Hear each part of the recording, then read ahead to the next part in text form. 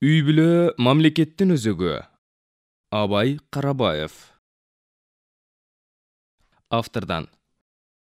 Урматтуу окурман, колуңуздагы китепте ажайып кооз, ата-бабалардан бери муундан муунга өтүп келген. Бул жарыкта Аллах Таала тарабынан аманат катары бир берилчү Кыргыз мамлекетибиздин өнүгүшүнө жана кийинки муунга татыктуу өткөрүп берүүнүн негизинде коомчулукта болуп жаткан кээ бир аянычтуу жана кейиштүү көрүнүштөргө мекенибиздин тиреги болгон үй бүлөдөгү зордук зомбулукту алдын алуу үчүн сиздерге ушул эмгегимди сунуштагым келди. Ар бир үй бүлөнүн очогу өчпөсүн деген аруу тилек менен бирге бактылуулукту, тунук махабатты, сүйүүнү, ишеничти, жоопкерчиликти, байгерчиликти насип кылсын.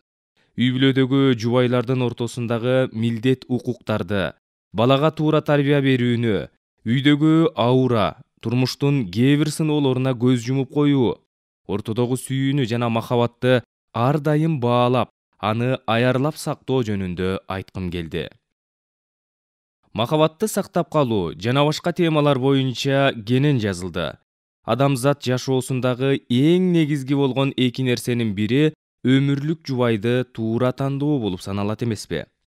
Ошол сыңары азыркы учурда жаштарга турмуш сабактарынан туура багыт берүү, жубайды туура тандоо, үйлөнгөнгө чейинки кыз-жигит болуп сүйлөшүүнүн терс таасири, шайтандын ар кандай азгырыктары, сүйүү никеден кийин башталаарын кенен түшүндүрүп жеткизүү. Ушундай актуалдуу темалар боюнча азыркы жаштардын, ошондой эле коомчулуктун ой-пикири канчалык экендигин, үйдөгү кутту сактап калуунун себептерине көбүрөөк токтолууну туура деп таптым. Бул маселе боюнча көптөгөн үй бүлөлөр менен сүйлөшүп, турмуш тажрыйбасы бар ата-энелер менен аңгемелешип, андан кийин үй бүлө жөнүндөгү илимий нуктагы китептерди пайдаланып, ошол багытта дискуссиялык талаш-тартыштардын жыйынтыктарына негизденип, ушул китепти сиздерге сунуштап жаткандыгымды баса белгилегим келет. Китепте кеткен кемчиликтерди кичипейилдикке оңдоп коюңуздарды өтүнөм. Үй бүлө түшүнүгү. Үй бүлө аял менен эркектен жана алардын балдарынан турган табигый тыгыз байланыштардын негизинде курулган социалдык бир институт болуп эсептелет. Адамдар дээрлик баары үй бүлөдө жарык дүйнөгө келет. Демек, үй бүлө адамдардын алгачкы чөйрөсү. Үй бүлө бул адамдардын алгачкы маданий булагы, мектеби, мээрим булагы жана алгачкы досторду тапкан куттуу очок. Жараткандын кудурети менен коюлган мыйзамдын чегинде үй бүлө бакыттын кичинекей ордосу. Үй бүлө адамды тарбиялоонун алгачкы пайдубалы, анын мүнөзү жана жеке сапаттары калыптана турган жер. Ошондуктан үй бүлө кичинекей болгонуна карабастан ар бир коомду түзгөн негизги данеги болуп саналат. Үй бүлө мамлекеттин эле эмес, коомдук цивилизациянын башаты. Үй бүлө турмушунун бейпил жана бактылуу болушу коомдук турмуштун бейпилдигинен жана тынчтыгына түздөн түз байланышта. Ошондуктан үй бүлө баардык коомдо эч качан баш тартууга мүмкүн болбогон жана корголуусу зарыл болгон коомдук институт болуп саналат.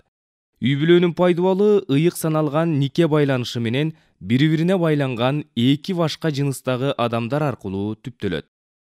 Нике келишими бул кичинекей, бирок ар дайым аракетте болгон бүлөнүн мыйзам ченемдүү курулганын билдирүүчү алгачкы шарт.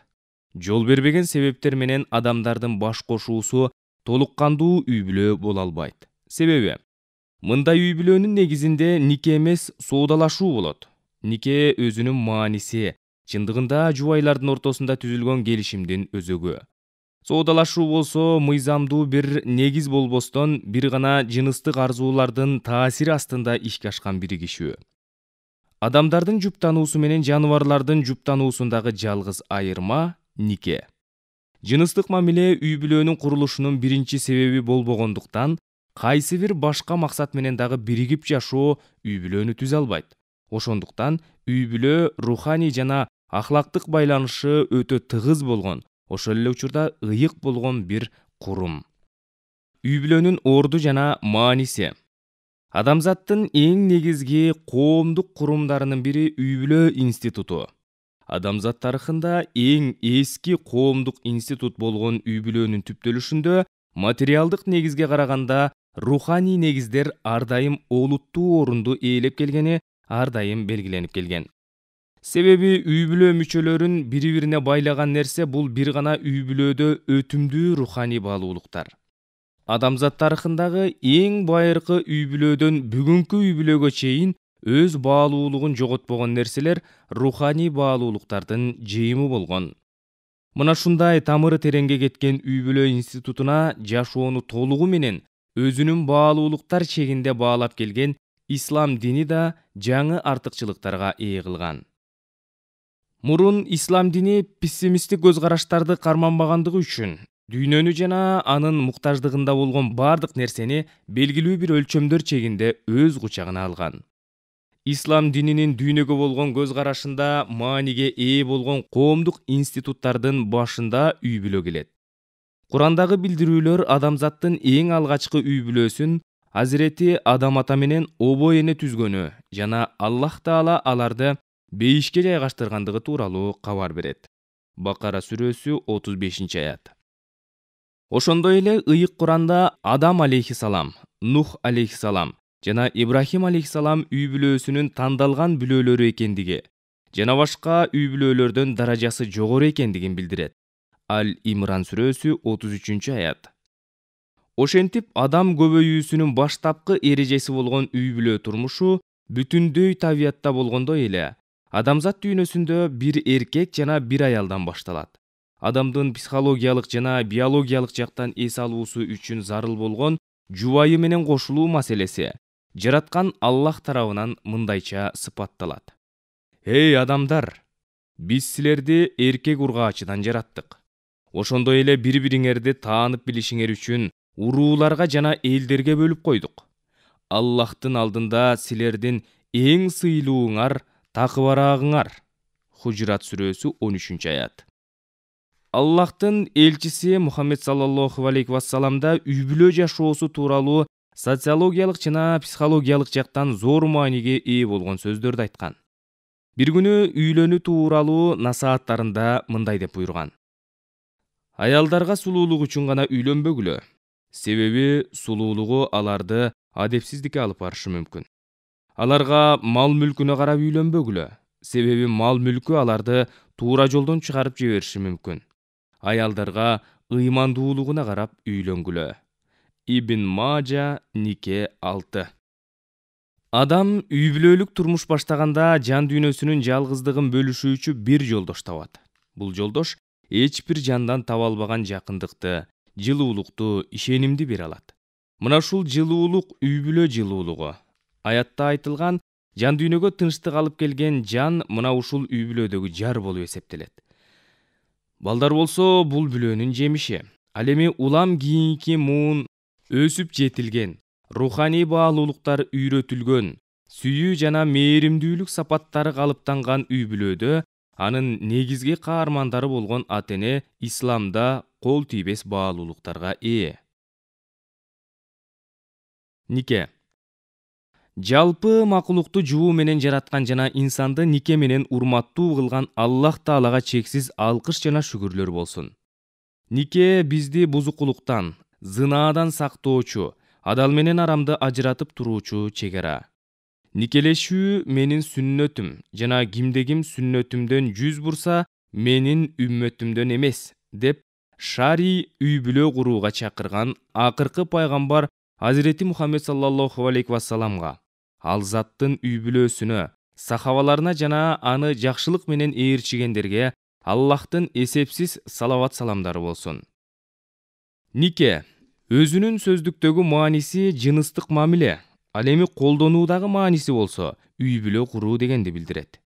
Жооп берүү жана кабыл алуу менен эки тараптын ыраазылыгы менен пайда болгон нике аркылуу аял менен эркектин бардык муктаждыктарды толуктоо үчүн пайдаланууну адал кылат.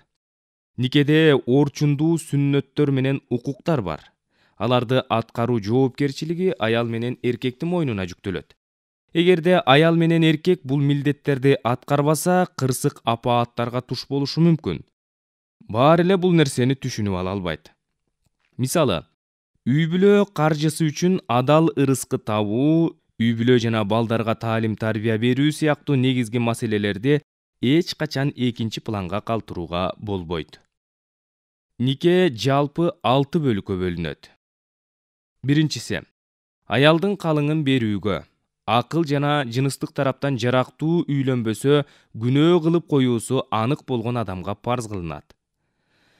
Экинчиси, жыныстык жактан болбогон калың берүүгө жана камсыздандырууга кадыр, зына кылууга ыктымалы болгон киши үчүн үйлөнүү важип. Үчүнчү, жыныстык тараптан орточо, зына кылуу ыктымалы болбогон киши үчүн үй бүлө куруу сүннөт. Төртүнчү, үй бүлөнү алып кетүү милдетине моюн сунбай, аялына зулум кылып коюусу мүмкүн болгон адамга үйлөнүү арам. Анткени бактылуулук эмес, бактысыздык болуп калышы толук ыктымал. Бешинчи, үй бүлөнү башкаруу укуктарына ээлик кылбастан, аялына зулум кылуудан корккон адамдын үйлөнүүсү макрух, жек көрүлгөн амал. Алтынчы, зына кылуу коркунучу болбосо да, жыныстык рахат алуу үчүн үйлөнүү мубах, эрктүү амал. Келинчекти тандоо. Даррул Мухтар аттуу фикх шариат китебинде нике темасы мындай башталат. Адамзат үчүн нике ыймандан башка, ал тургай бейиште да улана турган ибадат жок. Үй бүлө деген ушундай бир бакыт багы, ал тургай бейиште да уланат. Ар кандай келишим белгилүү мөөнөт өткөн соң өзүнүн күчүн жоготот. Ал эми бири-биринен ажыраган өмүрлүк жарлардын жашоосу өлүм менен да бүтпөйт. Өзүбүзгө өмүрлүк жарды тандаганда, бир жаздыкта картаюу ниетинде гана эмес, бейиште да бирге болуу арзуусунда жолго чыгышыбыз абзел. Ошондуктан ылайыктуу өмүрлүк жарды тандоо инсандын турмушундагы эң керектүү, ал тургай өлүм өмүр маселелеринин бири болуп эсептелинет. Урпактын кандай улануусу, перзенттердин таалим тарбиясы, сак саламаттыгы, ал эле эмес тууган урук, агине жана эже карындаш, дос жарлар менен боло турган мамиле, байланыштын нукура сакталып калышы да түздөн түз өмүрлүк жарга байланыштуу. Үйлөнүп жаткан киши өмүр шериги менен турмуштун негизги бөлүгүн өткөрөт. Руханий толуктук жана материалдык жакшылыкка жетишүүдө үй бүлөнүн орду өтө чоң. Бул ишке ушундай даражада көңүл буруу керек. Келиндин түпкү тегинде, ал тургай тууган уруктарында болгон жөндөм, кызыгуу, турпат, кулк мүнөз, кыймыл аракет жана жаман мүнөздөр болочок перзенттерге тукум аркылуу өтүүсү таасир көрсөтүшү мүмкүн. Ошондуктан ата-бабаларыбыз жети атаны, тууган урукту сурап, сүрүштүрүп, макул табышса, анан барып жуучу түшүшкөн. Бүгүнкү күндө мындай салттардын ордун диний жана улуттук намысыбызга жат болгон айрым беймаани адаттар ээлеп алды. Мисалы, байлыгы, мансабы үчүн кудалашуу, башчынын адепсиз жана туура келбеген кызын келин кылуу, кыздын чырайына карап үйлөнүү, же өнөр кесибине карап келин тандоо, же башкаларды айтуу мүмкүн. Негизи мындай иште эң туура чечим сүннөткө, акылман данекер кишилердин сөзүнө карап иш алып барууну эске алуубуз зарыл. Биринчи, Аллах Тааланын Кур'ани Каримде үйлөнүү жөнүндө берген көрсөтмөсүн келтирип өтөлү. Эй момундар, силер бутпарас аялдарга, Аллага бир нерсени шерик кошкон, тең кылган, Алладан өзгө нерселерге сыйынган аялдарга, алар ыйманга келмейинче үйлөнбөгүлө. Арине, бутпарас аялдан, эгер ал бутпарас аял силерге жакса да, ыймандуу күң жакшы. Ыйманга келмейинче бутпарас эркектерди кыздарыңарга үйлөндүрбөгүлө. Арине, бутпарас эркектен ал силерге жакса да, андан ыймандуу кул жакшы. Алар бутпарастар тозокко үндөшөт. Аллах өз эрки, каалоосу менен бейиш жана кечиримге үндөйт жана эскертме өрнөк алуулар үчүн аяттарын баяндайт. Бакара сүрөсү 221 аят. Сойку эркек жалаң сойку аялга гана, же болбосо бутпарас аялга үйлөнөт. Сойку аялга жалаң сойку эркек болбосо бутпарас үйлөнөт. Бул нерсе тактап айтканда сойкуларга үйлөнүү момундарга арам кылынды. Нур сүрөсү 3-аят. Демек, бүт адамдын эгеси бизди биринчиден момун аялдарга үйлөнүүгө буйруса, кийинки аятта ыйман келтирбеген бутпарас жана сойку аялдарга үйлөнүүдөн кайтарды. Бул биз үчүн чынында өтө керектүү осуят. Айрыкча зынаакор эркек менен сойку аялдын турмуш куруусу жөнүндө жакшы этибар берүүбүз зарыл. Үйлөнмөкчү болушкандар биринчиден акылдуу, таза жана диндар аялды ыктыяр кылуулары керек. Себеби такыба жана жакшы адамдарды кылуучу аял бул дүйнөнүн эң артык, баа жеткис байлыктарынын бири. Чындыгында мына ушундай аялдын себебинен үйдөгү шыпыруу, бышыруу, бычуу, тигүү жана ушул сыяктуу иштерден арылып, илим алууга жана өзүнүн каалаган жакшы иштерин бүтүрүп алууга убакыт табылат.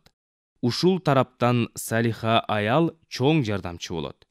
Үйлөнүп жаткан киши теги, таза, бийик сыпаттарга ээ болгон аялды ыктыяр кылуусу керек. Себеби негиз эне перзентти өз тарабынан тартат. Мал мүлктө, ызаат урматта өзүнөн төмөнүрөөк аялды тандасын. Себеби эркектен аялдын жогору болуусу аны фитнадан, чыр-чатактан, келишпестиктен сактайт. Ошондой эле каражат муктаждыгы азыраак аялга үйлөнүү керек. Хадисте муктаждыгы кем, калыңы аз жана перзент көрүүсү оңой болуучу аял берекелүү аял деп айтылат.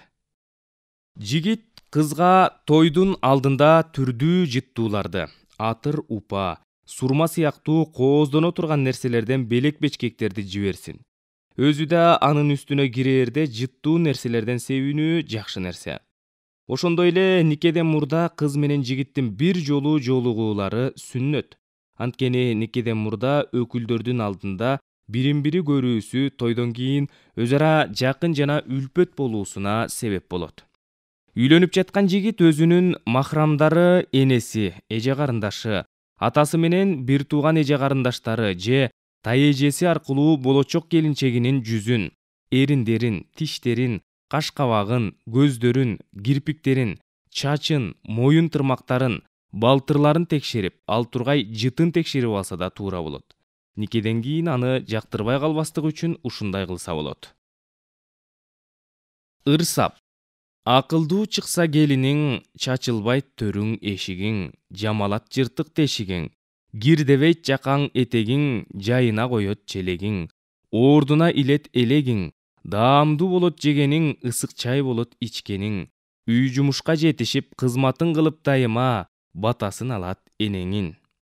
Эне өмүр сыяктуу, экинчи жолу кайра берилбейт. Аялың периштедей болуусун кааласаң, ага бейиштей шарт түзүп бер. Ыймандуу аялга чырпык берсең чынар кылат, үй берсең уя кылат, сүйүү берсең башыңа таажы кийгизип падыша кылат. Сиз күйөөңүзгө идеалдуу аял болгуңуз келеби? Биринчи, өзүңүзгө кам көрүңүз. Эркектердин көпчүлүгү бул пункттагы тизмени башына коюшат. Эркектер алардын аялынын, сүйлөшкөн кызынын кандай көрүнгөнү баары бир эмес. Көпчүлүк аялдардын кетирген катасы сырткы келбетин, чач жасалгасын, салмагын көзөмөлдөбөй койгону. Эркектер өздөрүнүн жанында майрам күндөрү гана эмес, күн сайын сулуу аялдын болушун каалашат. Аял биринчи өзүнө өзү, кайра күйөөсүнө жагыш керек. Экинчи, күйөөңүздүн көзүнчө боyonбоңуз. Эркектер жанындагы аялынын дайыма сулуу болуп жүрүшүн каалаганы менен, бул сулуулукка алар кантип ээ болду, аны билгилери келишпейт. Алар аялдардын табигый сулуулугуна ишенишет жана макияжын байкамаксан болуп коюшат. Эркектер аялынын өзүнүн көзүнчө бетине маска жаап, чачына бигуди койгонун каалашпайт. Күйөөңүздүн көз алдында жасанганыңызды токтотсоңуз, ал үчүн дайыма жагымдуу бойдон каласыз. Үчүнчү, орой болбоңуз жана даттанбаңыз. Эркектер аялдын назик, сезимтал, жароокер болгонун жактырышат. Бир дагы эркек орой, болоор болбос нерсеге чыр чыгарган, сөгүнгөн аялды жакшы көрбөйт. Оройлук сыяктуу эле эркектер аялдардын кейип-кепчип, бир нерсеге нааразылана бергенин да жактырышпайт. Андыктан күйөөңүзгө курбуңуз, жетекчиңиз ден соолугуңуз тууралуу даттанууга азыраак аракет кылыңыз. 4. Акылдуу болуңуз. Идеалдуу аял акылдуу болууга тийиш, бирок аны жашыра билүүңүз абзел. Күйөөңүздү өзүңүздүн акылдуулугуңуз менен басынтпаңыз жана аңкоолугуңуз менен кыжырдантпаңыз. 5. Жаман адаттардан баш тартыңыз. Тамеки чекпеңиз, ичимдик ичпеңиз. Мас аялдан жаман нерсе жок. Бул зыяндуу адаттар албетте сизди идеалдуу кылбайт. Ананда эч бир эркек өзүнүн аялынын, келечектеги балдарынын, энесинин зыяндуу адаттарга ээ болушун каалабайт. 6. Жарашыктуу кийиниңиз. Көпчүлүк эркектердин көңүлүн өзүңүзгө буруу аракетинде ашыкча ачык жана сексуалдуу кийингенден качыңыз. Бул сизге түбөлүктүү жакшы эркекти табууга жардам бербейт. Эркек табышмактуулукту жактырат, баары ачык көрүнүп турганда, анын сизге болгон кызыгуусу төмөндөйт. Эркеги башчы, аялы багынуучу үйдөн эр жүрөк уулдар менен тыкаан кыздар чыгат. Аялы бий эркеги жашык үйдөн ынжык уулдар менен көкбет кыздар чыгат. Күйөө тандоо.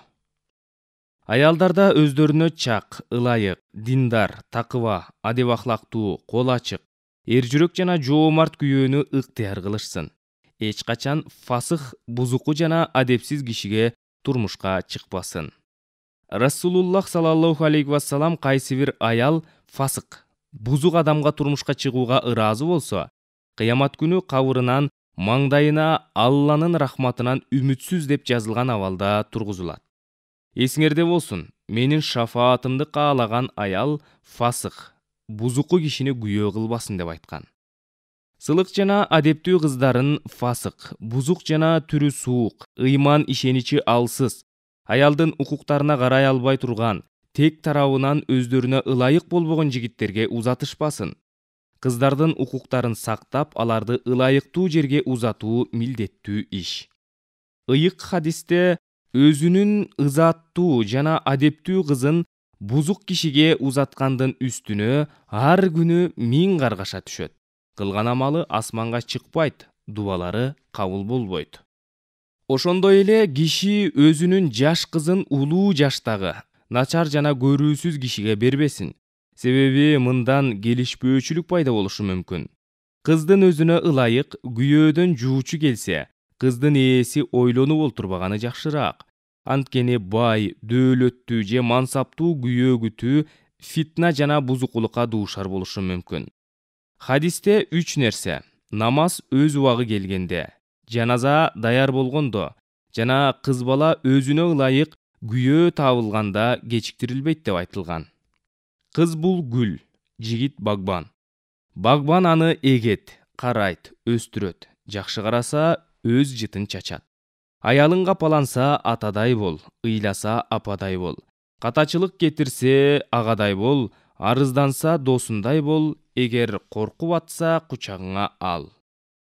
Эркек мээнет, аял сабыр менен бакытка жетет. Аял бул үй бүлө очогунун жылуулугу. Аял ашкананын ханыша айымы. Аял үлгүлүү келин. Аял бул балдарынын өмүрү, кубанычы. Аял өмүрдүн эң чырайлуу гүлү. Аял бул күйөөсүнүн өмүрүндөгү таттуу белеги. Ата кандай гана улуу сөз. Ата деген эле сөздүн ичинде айбаттуулук, үй бүлөгө күч кубат бере турган таяныч, аска зоодой бекем ишенич камтылган. Апа бул үй бүлөнүн куту, периштеси. Кайгы кубанычын тең бөлүшкөн мээримдүү, боорукер, акылдуу, сүйкүмдүү асыл зат. Ата аска зоо, эне боорундагы булак, бала экөөнө тең жанып турган шамчырак. Үй бүлөлүк бакыттын сыры. Адамдын, айрыкча мусулмандардын бул дүйнөдөгү бейиши эмне, билесизби? Ал үй бүлөлүк жашоо. Ооба, Аллах биз мусулмандар үчүн бул дүйнөдө эле кичинекей бейишти жаратып койгон. Бирок биз өзүбүздүн кемчилигибиздин айынан ал бейишибизди тозокко айлантып алабыз. Анын артынан тозокко барбай эле тозоктун азабын кандайдыр бир деңгээлде бул дүйнөдөн эле тартабыз. Аял менен эркектин ортосундагы сүйүү, махаббат, ынак мамиле бул дүйнөдөгү эле муктаждыктан келбейт. Бир аял күйөөсү үчүн бул дүйнөдөгү 50 же 60 жылдык эле өмүрлүк жубай эмес. Тескерисинче ал аял күйөөсүнүн түбөлүктүү жары, махаббаты, түбөлүктүү бактылуу жашоодо да түгөйү болуп саналат. Демек аялына караган кезде бул дүйнөдөгү эле убактылуу жарым деп эмес, түбөлүктүү жарым, махаббатым деп кара.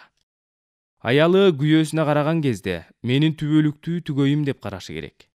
Аял түбөлүктүү досумду акыретке барганда жоготуп албайын деп күйөөсүнөн башка эркектердин көңүлүн өзүнө бурдурбашы керек. Күйөөсүн кызгантып, нааразы кылып албоо керек. Сыртка чыкканда дайыма уяттуулук кийимен, тасаттурга маани бериши керек. Күйөөсүнөн башка эркектердин алдында боенуп, кооздонуп жүрүү күйөөсүнүн намысына өтө катуу тийген нерсе, күйөөсү үчүн андан өткөн акараат болбосо керек. Качан гана түгөйлөр бири-бирине түбөлүктүү жарым деп караган кезде гана олуттуу мамиле башталат.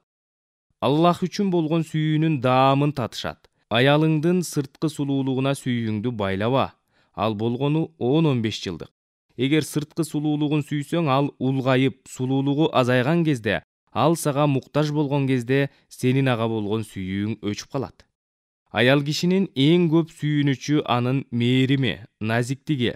Анын ушул өзгөчөлүгүнө сүйүүңдү байла. Аял киши жаш өткөн сайын дагы да назик, көңүлдүү, дагы да мээримдүү боло баштайт.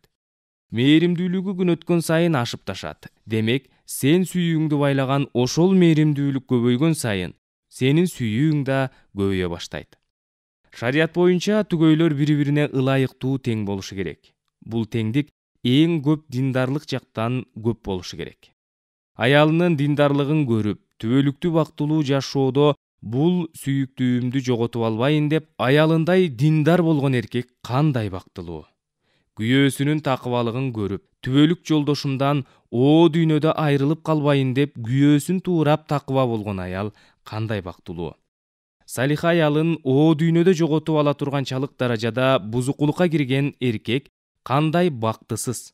Күйөөсүнүн такыбалыгын ээрчибей, дүйнөгө барганда күйөөсүнүн жанында бейиште боло албаган аял чынында бактысыз. Бири-бирин күнөөдөн тыйбаган, тескерисинче күнөөгө отко түрткөн жубайлардын абалы чынында кайгылуу, аянычтуу. Азыркы күндөгү батыштан келген бузуку маданият бизге аялың бул дүйнөлүк эле түгөйүң деп үйрөтүүдө. Демек, мунун артынан аялдарга болгону бир муктаждыкты кандыруучу объект, үй кызматкери катары кароо көз карашы келип чыгат. Жок, жогоруда айткандай, аялың сенин түбөлүктүү жарың. Силер түбөлүктүү бирге болушуңар үчүн түбөлүктүү жашоого ыйман келтирүүңөр керек. Ошого жараша аракет кылышыңар керек. Менин бир туугандарым, бир үй бүлөөнүн бактылуулугу аял менен эркектин ортосундагы ишенимден, чыныгы урмат, сыйдан жана Аллах үчүн болгон сүйүүдөн турат. Үй бүлөлүк сүйүүнүн сыры мына ушуларда. Эгер аял күйөөсүндө үй бүлөлүк ишенимдерди жок кылчу аракеттерди көрүп, ал да ага өчөшүп ишенимди азайтуучу аракеттерге барып, ачынып, кооздонуп, башка эркектерге өзүн көрсөтүүгө аракеттенсе, үй бүлөлүк очок оту өчө баштайт. Аял күйөөсүн түбөлүктүү оттон куткарып калуу үчүн мүмкүн болушунча аны оңдоого аракет кылыш керек. Аял киши миң эсе бузукулук кылса да, бузукулук жактан эркектерге жетише албайт. Себеби бузукулук аял затынын маңызында, жан дүйнөсүндө жок сыпат. Аялдар Аллахтын назик, алсыз, сүйүүгө, урмат-сыйга татыктуу, коргоого муктаж болгон жаратыгы. Алар ислам чөйрөсүндө бактылуу жашоого татыктуу. Пайгамбарыбыз Мухаммад саллаллаху алейхи вассалам сахабалар менен сапарга баратты. Ичинде аялдар да бар эле. Төөлөрдүн ырдын ыргагына карап баса турган адаты бар эле. Төөнү айдап бараткан киши бат ыргактуу ырдаса, төөлөр бат жорголоп жөнөшөт эле. Ушул сыяктуу төөлөрдү айдап бараткан сахаба батырларды ырдагандыктан төөлөр жорголоп баштайт. Анын үстүндө бараткан аялдардан кабатыр болгон пайгамбарыбыз сахабага карап, жайыраак, төөлөрдүн үстүндөгү хрустальдар сынып калбасын деген экен. Мынакей, менин бир тууганым. Төө жоргологондон улам үстүндөгү аял киши кыйналып калбасын деп кооптонгон бир пайгамбардын үммөтүбүз биз. Биз үчүн пайгамбарыбыздан башка өрнөк жок албетте. Биздин бул дүйнөдөгү бейишибиз эмне? Ал биздин үй бүлөлүк жашообуз. Үй бүлөдөгү эң маанилүү нерсе кулк мүнөз. Кулк мүнөз биринчи орунда турат. Эгерде мыкты кулк мүнөз болбосо, үйдө ырахат жашоо болбойт. Күйөөңүз менен жашап кетүү мүмкүн эмес, эгерде кулк мүнөзүбүздү оңдобосок. Ошол себептен пайгамбарыбыз саллаллаху алейхи вассалам айтат: мусулман эркек аялынан бир кемчилик көрсө, кайра бир жакшылыгын көрөт да кемчилигин көрбөй калат, деди. Негизи бул сөз эркектерге айтылып жатат, бирок аялдарга да тийиштүү. Биз бири-бирибиздин кемчилигибизди көрсөк, жакшылыгын эстеп, кемчилигин унутуу зарыл. Ар бир адам кемчиликтүү адам. Кээ бирибиз өзүбүздү кемчилиги жоктой элестетип жүрөбүз, күнөө кылбагандай. Үй бүлөлүк жашоодо анча-мынча оош кыйыш, уруш тополоң бул табигый көрүнүш. Сөзсүз боло турган нерсе. Ушуну жеңип өтүштүн жолун билсек, ошондо бактылуу жашайбыз.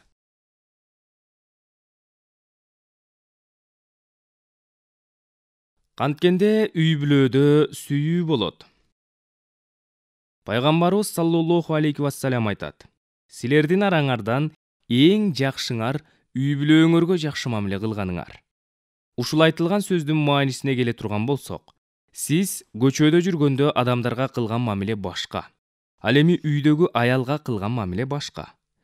Көчөдөгү адамдарга каалайсыңбы, каалабайсыңбы, айла жок жылмайып туруп, кандайсыз? Жакшы жүрөсүзбү? Үйгө кириңиз, чай ичебиз дешиңиз керек болот. Тескерисинче, антпей жаман сүйлөй турган болсоңуз, иш жаман анда. Ошондой эле үйдөгү жубайыңызга дайыма жакшы сөздөрдү сүйлөп, кулагына гүлегип турушуңуз керек болот. Пайгамбарыбыз Мухаммед саллаллаху алейхи вассаламдын сүннөттөрү эчки саайт эле, үй шыпырат эле, идиш жууйт эле, төшөк жыят эле.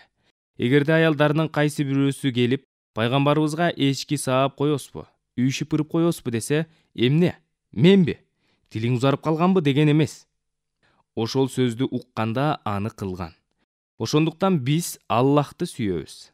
Аллах Тааладан коркобуз дей турган болсоңуз, сөзсүз түрдө пайгамбарыбыздын сүннөтүн ээрчишибиз керек болот. Ошондо гана Аллах сизди жакшы көрөт, сизди сүйөт тууганым. Ушул айтылган сөздөр кээ бир эркектерге жакпайт. Эмнеге? Андай кылсам аялым мойнума минип албайбы? Мындай кылсам башыма чыгып кетпейби? Дейт. Туура тууганым. Чыгып кетиши мүмкүн, бирок сиз негизги милдетиңизди аткара бериңиз. Мен биринчи эмне үчүн эркектерден баштадым? Анткени эркектердин сыпатын, айыбын эркектер гана билет жана түшүнүшөт. Аялдардыкын аялдар гана билет. Аллах Таалам сизди, бизди, жалпы адамзатты жок жерден жаратты. Кычыраган күч берди, өң түс берди, аябай сонун сулуулук берди, аял эркек кылып эки жыныстан жаратты. Ушулар бактылуу болсун, ушулар ырахат, тынчтыкта, биримдикте, сүйүүдө жашасын деп дин берди. Дин менен жашоо өтө жеңил, өтө ырахат, ушунчалык жыргал. Бүгүнкү күндө динден алыстадыкпы же көңүл бурбай калдыкпы, айтор оңой эле жашоону турмушоор, кыйын деп калдык. Жок тууганым, сиз ойлогондой эмес. Турмуш ушунчалык жеңил, эгерде дин менен жашасаңыз. Аттиң арман, тилекке каршы динден алыстагандыктан улам, аялы күйөөсүнөн, күйөөсү аялынан тажап калды. Өзгөчө азыркы коомчулуктагы оорунун себебинен элибиздин үрөйүн учурган COVID-19 вирусу таркалганда билинди. Кээ бир үй бүлөлөрдөгү зордук зомбулук ачык, даана, айрым учурда аянычтуу тагдырларга күбө болдук. Бул биздин гана өлкөбүздө болуп жаткан нерсе эмес. Үй бүлөдө аял менен эркек бири-бирин жактырбай, уруш көбөйгөн учурда жараткан Аллахка кайрылыңыз. Намаз окуңуз, дуа кылыңыз, орозо кармаңыз. Аллах Тааладан сураныңыз тууганым. Статистика боюнча жакынкы эле жылдарды алып караганда өлкөдө 37 000 үй бүлөдө ажырашуу болду. Мындай көрүнүш чынында аябай өкүнүчтүү. Диндин жоктугунун себебинен эркек аялдын укугун билбей калды. Өзүнүн сөзүн бербей калды. Аял дагы өзүнүн укугун билбей калды. Күйөөсүнүн акысын бербей калды.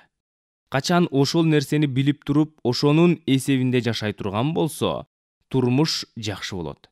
Пайгамбарыбыз саллаллаху алейхи вассалам көрсөтүп кеткендей жашай турган болсок, үй бүлөдө тынчтык, сүйүү, махабат, береке ар дайым сакталат. Эркектер биринчи айыпты өзүбүзгө коюп туруп, диндин жолунда тарбиялоонун аракетин кыла турган болсок, бүт баардыгы ордуна келет. Аллах Таала Кур'ан-ы Каримде биз эркектерди аялдарга башчы кылып койдук деди. Сиз башчысыз тууганым. Ошондуктан намазды биринчи сиз баштаңыз. Кур'ан окуганды өзүңүз үйрөнүңүз. Андан кийин аялыңызды күтүңүз. Биздики башкача. Биринчи сен оку, анан мен окуйм. Сен башта, анан мен деп күтө беребиз. Эркек адам үйгө башчы болгон соң, аялына илим үйрөтүш сиздин мойнуңуздагы милдет бир тууганым. Ошол сыңары никеде аялыңыздын атасы баардык милдеттерин сизге тапшырат.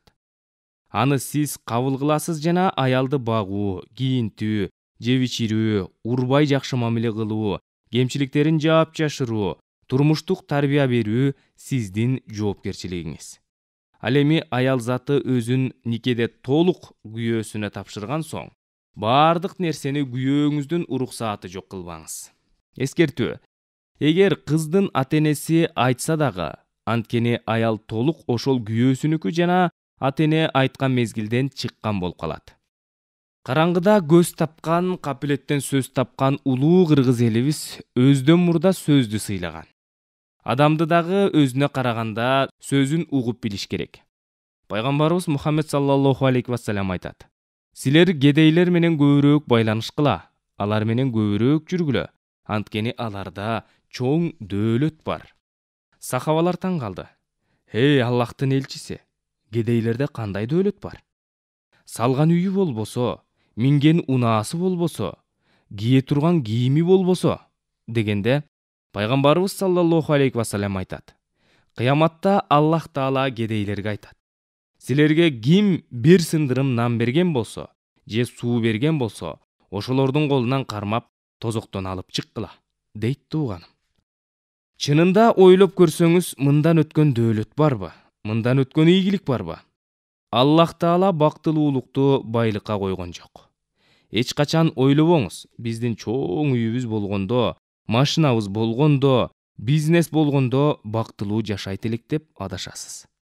Макул, сиздин үйүңүздө бардык нерсе бар дейли, эч кандай көйгөй жок. Бирок байлык бийлик сиз үчүн бакыт болуп бере алабы? Сүйүү болуп бере алабы? Жок, эч качан. Эгер сиз хадис, Курандын негизинде дуа кылбасаңыз, анда ортодогу мамиле дурус болбойт. Сахабалар ушунчалык махабатта жашашты. Эмнеге? Себеби дуа кылат эле, эмне деп: о Аллахым, мага аялымды көзүмдүн кареги кылып бер, жана балдарымды такыба адамдарга келечекте жол башчы кылгын, деп сурайт эле. Аялдары: о Аллахым, мага күйөөмдү көзүмдүн кареги кылып бер, деп дуа кылышат эле. Ошол себептен бактылуулукка жетишкен. Ал эми көзүмдүн кареги деген сөз көзүмө жакшы кылып көрсөткүн деген сөз. Үйлөнөөргө жакын карасаңыз, аялыңыз суйкайган сулуу кыз эле. Күйөөгө тиерден мурун карасаңыз, кычыраган жигит эле. Үйлөндүңүз же күйөөгө тийдиңиз, 3 күндөн кийин эле көзүңүзгө башкача көрүнө баштады. Ортодогу мамиле барган сайын сууй баштады. Жок. Мусулман баласы эч качан мындай кадамга жол бербеши керек. Башында кандай мамиле болсо, ошону толук сактап калууга болот. Бир гана ислам дини менен. Аттиң арман тилекке каршы ушул нерселерди кылбагандан улам күндөн күнгө төмөн даражага түшүп баратабыз. Жада калса түсүбүздөн дагы билинип калды. Ушундай болбош үчүн эркек аял бардыгы динге келиш керек. Аллах Таала аял затынын даражасын ушунчалык көтөргөн. Ислам дининде гана укук берилген, даража берилген. Аллах Таала аял затын ушунчалык жакшы көрөт, ошондуктан Куранда бир да жолу аялдын аты аталган эмес. Мариям энебиздин аты аталышы христиандарга жооп катары аталган. Ошондуктан ата-бабаларыбыздын динде жашагандын себебинен бир да жолу чоң энебиздин атын атаган эмес. Алар дагы аталарыбыздын атын атаган эмес, чакырганда дагы эй деп чакырган. Бүгүнкү күнү цивилизациялык жаңы доордо жашап жатабыз. Жаштарыбыз үйлөнөөрдөн алдын эле атын атап калды. Эскертүү: атын атап чакырууда ортодо сүйүү өчөт. Үйүңүздө тынчтык сүйүү болушу үчүн өлүмдү көбүрөөк эстеңиз. Пайгамбарыбыз саллаллаху алейхи вассалам айтат: эки нерсе жүрөктү агартат: Куранды көп окуу жана өлүмдү көп эстөө деди. Үй бүлөдө өлүмдүн көп эстелиши кутту, берекени, тынчтыкты сактайт. Пайгамбарыбыз саллаллаху алейхи вассалам айтат: сен бул дүйнөдө чоочун адам сыяктуу болгон. Нух алейхиссаламдын доорунда адамдар 800-900 жыл жашаган. Күндөрдүн бир күнүндө келе жатса, кабырды кучактап бир аял ыйлап жаткан болот. Нух алейхиссалам кайрылды: эмнеге ыйлап жатасың? Сенден бөлөк баласын жоготкондор жок бекенби? Дегенде аял: баардыгы жакшы, бирок менин балам өтө аз жашады. Тез эле дүйнөдөн кайтыш болуп кетти. Ошого чыдабай ыйлап жатам деди. Канчага кирди балаңыз? Десе, 200-гө кирип өлүп калды, дейт. Ошондо Нух алейхиссалам айтат: кыяматка жакын Мухаммед саллаллаху алейхи вассаламдын үммөтү келет. Алар көп жашаса 60-70 жыл гана жашайт. 80-90го чыкканы аз эле болот, десе аял таң калат. Эмне, алар төрөлүп эле кайра өлүп калабы? Нух алейхиссалам: жок, алар 5-6 үй салганга жетишет. Ошондуктан тууганым, өмүрүбүз өтө кыска. Эң маанилүүсү өмүрүбүздүн жарымы уйку менен өтүп кетип жатат. Биздин өмүрүбүздүн аздыгы жана маанилүүлүгү өтө ойлонто турган маселе. Ошондуктан ар бир нерсени баштоодо ошол нерсенин илимин алыш бизге парз кылынган.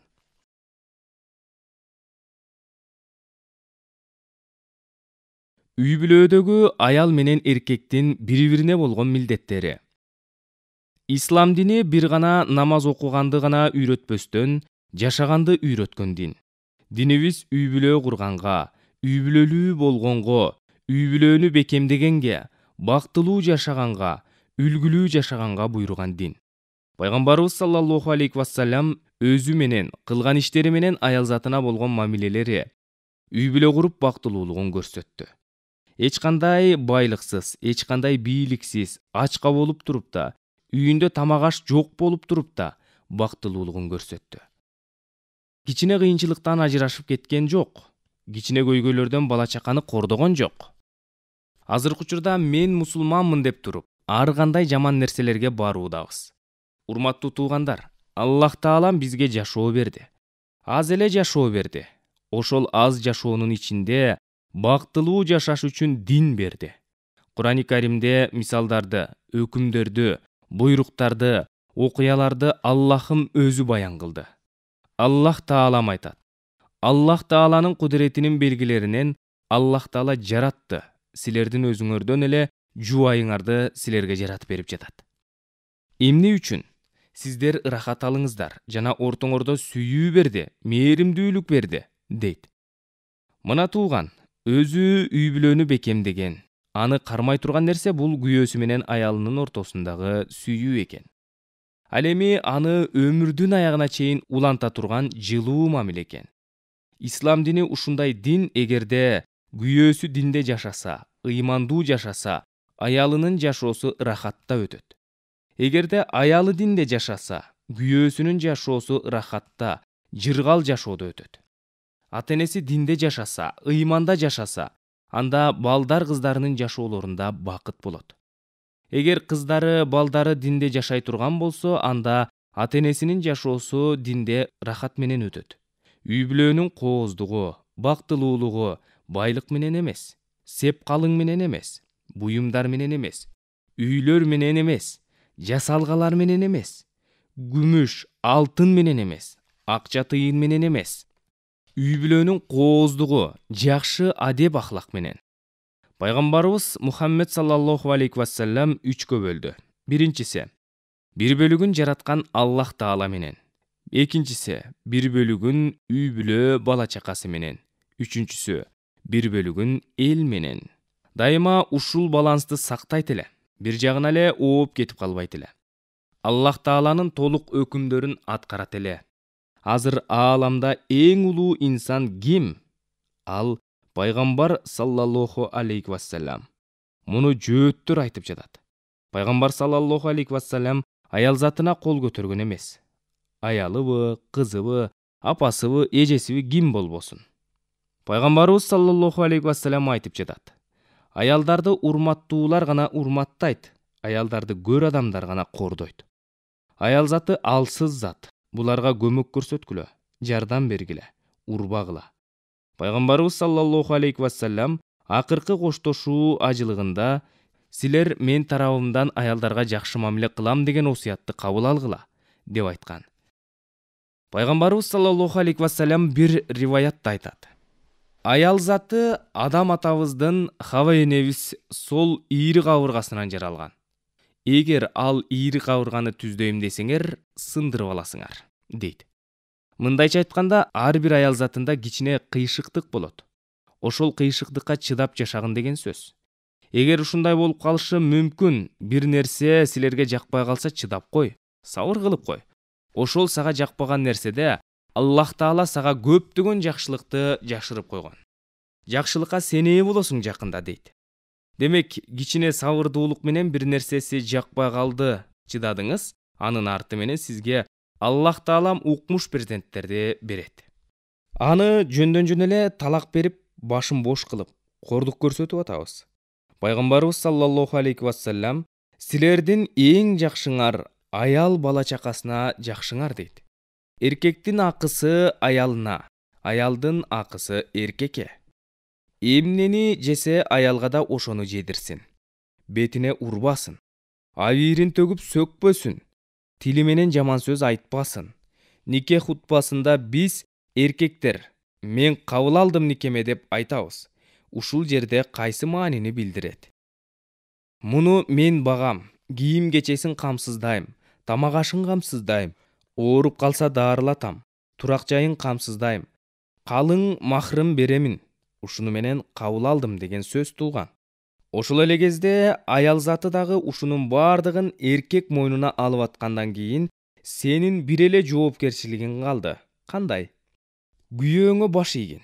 Эркектер аялдарга көзөмөл башчы. Себеби Аллах Таала табиатта ушундай жараткан. Эркекти күчтүүрөөк кылып жараткан. Аялга караганда өзгөчөлүгү бар, жаралуусунда эркектин өзүнүн өзгөчөлүгү бар. Ошондуктан эркектин мойнуна койгон аны багып чоңойтуп, урпагы сенин урпагың. Аял төрөп берет, бирок аялдын атына эмес, эркектин атына жазылат. Никеде окулбаган хутбада 3 аят окулат. Ошол үчөө тең такыбалыкты айтат. Аял менен күйөөнүн эң жакшы жашап кетишине, бактылуу болушуна эң керектүү нерсе бул такыбалык. Тилекке каршы бүгүн ал нерсеге көңүл бурбай калдык. Ыйманын сурабай калдык. Сулуулугун карап жана башка. Жок тууганым, үйлөнөөрдө кыздын ыйманына карап үйлөнүү зарыл. Пайгамбарыбыз саллаллаху алейхи вассалам силерге аял заты аманат, зулумдук кылбагыла. Никемде камалды, каалагандай кылсам боло берет деген айванчылык инсанчылык эмес. Исламдын баалуулуктарына такыр туура келбеген нерсе. Аллах Таала Кур'ани Каримде айтат: "Насаат кылгыла, такыр болбосо төшөктү бөлүп койгула. Анда дагы болбосо бир аз уруп койгула." Уруп койгула деген сөздү жакшы түшүнүп алыш керек. Кур'ани Каримде этап менен тарбияны айтат. Баш коштуңуз, тагдыр ушундай болуп калды. Келишпестик болуп жатат. Эмне кылыш керек? Жакшы осуят, жакшы насаат. Бул дүйнө бүгүн бар, эртең жок дүйнө. Менден кетип калды деп көңүлүн көтөрүп, андан кетсе кечирип, насаат менен жакшы болуп кетсе анда болду. Болбосо төшөктү бөлүп койгула. Буга дагы болбосо уруп койгула. Ургула деген сөз муштумдап эмес, мисвак менен же чарчык менен тууган. Тилекке каршы чоң кемчилик кетирип кол көтөрөбүз. Такыр туура эмес нерсе. Зулумдук кылаардан мурун элибизде жакшы сөз бар. Бычакты өзүңө сайып көр, оорубаса анан бирөөгө сай деген. Эң бактысыз, эң кор адам гана аял затына кол көтөрөт. Аял затына эркектин сүрү жетиштүү. Аялды баш ийдирүүдө эркекте эки нерсе болушу керек. Биринчиси сүрү, экинчиси күчү. Сүрү анын намазында, күчү арам тамактан тыйылганында. Тууганым, келиңиз, ыймандуу, сабырдуу, каниеттүү, түшүнүктүү, таза үй бүлөнү куралы. Силер ата-энеңерге кандай болсоңор, бала чакаңарда силерге ошондой мамиле кылат. Ушуну унутпайлы. Жер тегеренип келе берет. Ата-энеңерге кандай жаман мамиле кылсаңар, балдарыңар силерге дагы ошондой мамиле кылат. Башка аялдарга кандай кылсаңар, силердин да аялдарыңарга ошондой мамиле кылынат. Биз өзүбүздөн баштайлы такыбалыкты тууганым. Пайгамбарыбыз саллаллаху алейхи вассалам, силер ар бириңер кол астыдагыларыңарга жоопкерсиңер. Кыяматта жооп бересиңер. Пайгамбарыбыз аял, бала чакасын сабырдуулукка чакырат эле. Тилекке каршы азыркы учурда бүгүн баш кошуп атат, бир айдан кийин ажырашып атат. Эмне себептен? Эки себептен көбүнчө. Биринчи дүнүйө, экинчи такыбасыздык. Азыркы учурда тууганым, дүнүйө үчүн не деген жаман нерселер болуп жатат. Канча деген үй бүлөлөр ажырашып жатат. Калың аз болуп калды. Кайнене септи берген жок. Жаман көзү менен карады. Үйүнө чакырбады жана башка убактылуу нерсе үчүн жаш үй бүлөлөр бузулуп жатат. Экинчиси такыбасыздыктан күйөө ар жакта жатып калат. Ар ким менен жүрө берет. Ар ким менен сүйлөшө берет. Ошол себептен үй бүлө талкаланды. Баш кошкондон кийин үйүңүздө тамак жеңиз, береке болот. Баардык нерсени чогуу кеңешип чечип, чогуу талкуулап, чогуу ибадат кылып, ар дайым бирге болуу керек. Азыркы учурда үй бүлө институтун бекемдөө өтө чоң көйгөй болуп жатат. Бекем үй бүлө бул бекем мамлекет. Үй бүлөдөн бекем мамлекет курулат. Бактылуу үй бүлө, бактылуу мамлекет. Биздин ар бирибиздин орозобуз, намаздарыбыз, кулк мүнөзүбүз жумшак бололу. Катуулук кайсы жерде болбосун айыптуу чыгат. Жумшактык кайсы жерде болбосун кооз чыгат. Пайгамбарыбыз саллаллаху алейхи вассалам жумшак эле. Баардыгын жумшактык менен жеңди. Жумшактык менен караңгылыктан жарыкка чыгарды. Жумшактык менен душманын жеңди. Аллах Таала Куранда пайгамбарыбыз саллаллаху алейхи вассаламга айтат: "Сен Аллахтын мээрими менен аларга жумшак болдуң" дейт. Ачуулук менен үйдөгү баардык нерсени талкалап жатабыз. Телевизор, шкаф, бала бир бурчта, кызы бир бурчта, аялы бир бурчта калды. Өзү деле көчөдө калды. Үй бүлөнү талкалады. Чынына келгенде динин талкалады. Кичине сабыр кылса, каниет кылса болот эле. Шайтан өзүнүн аскерлеринен отчет алат экен.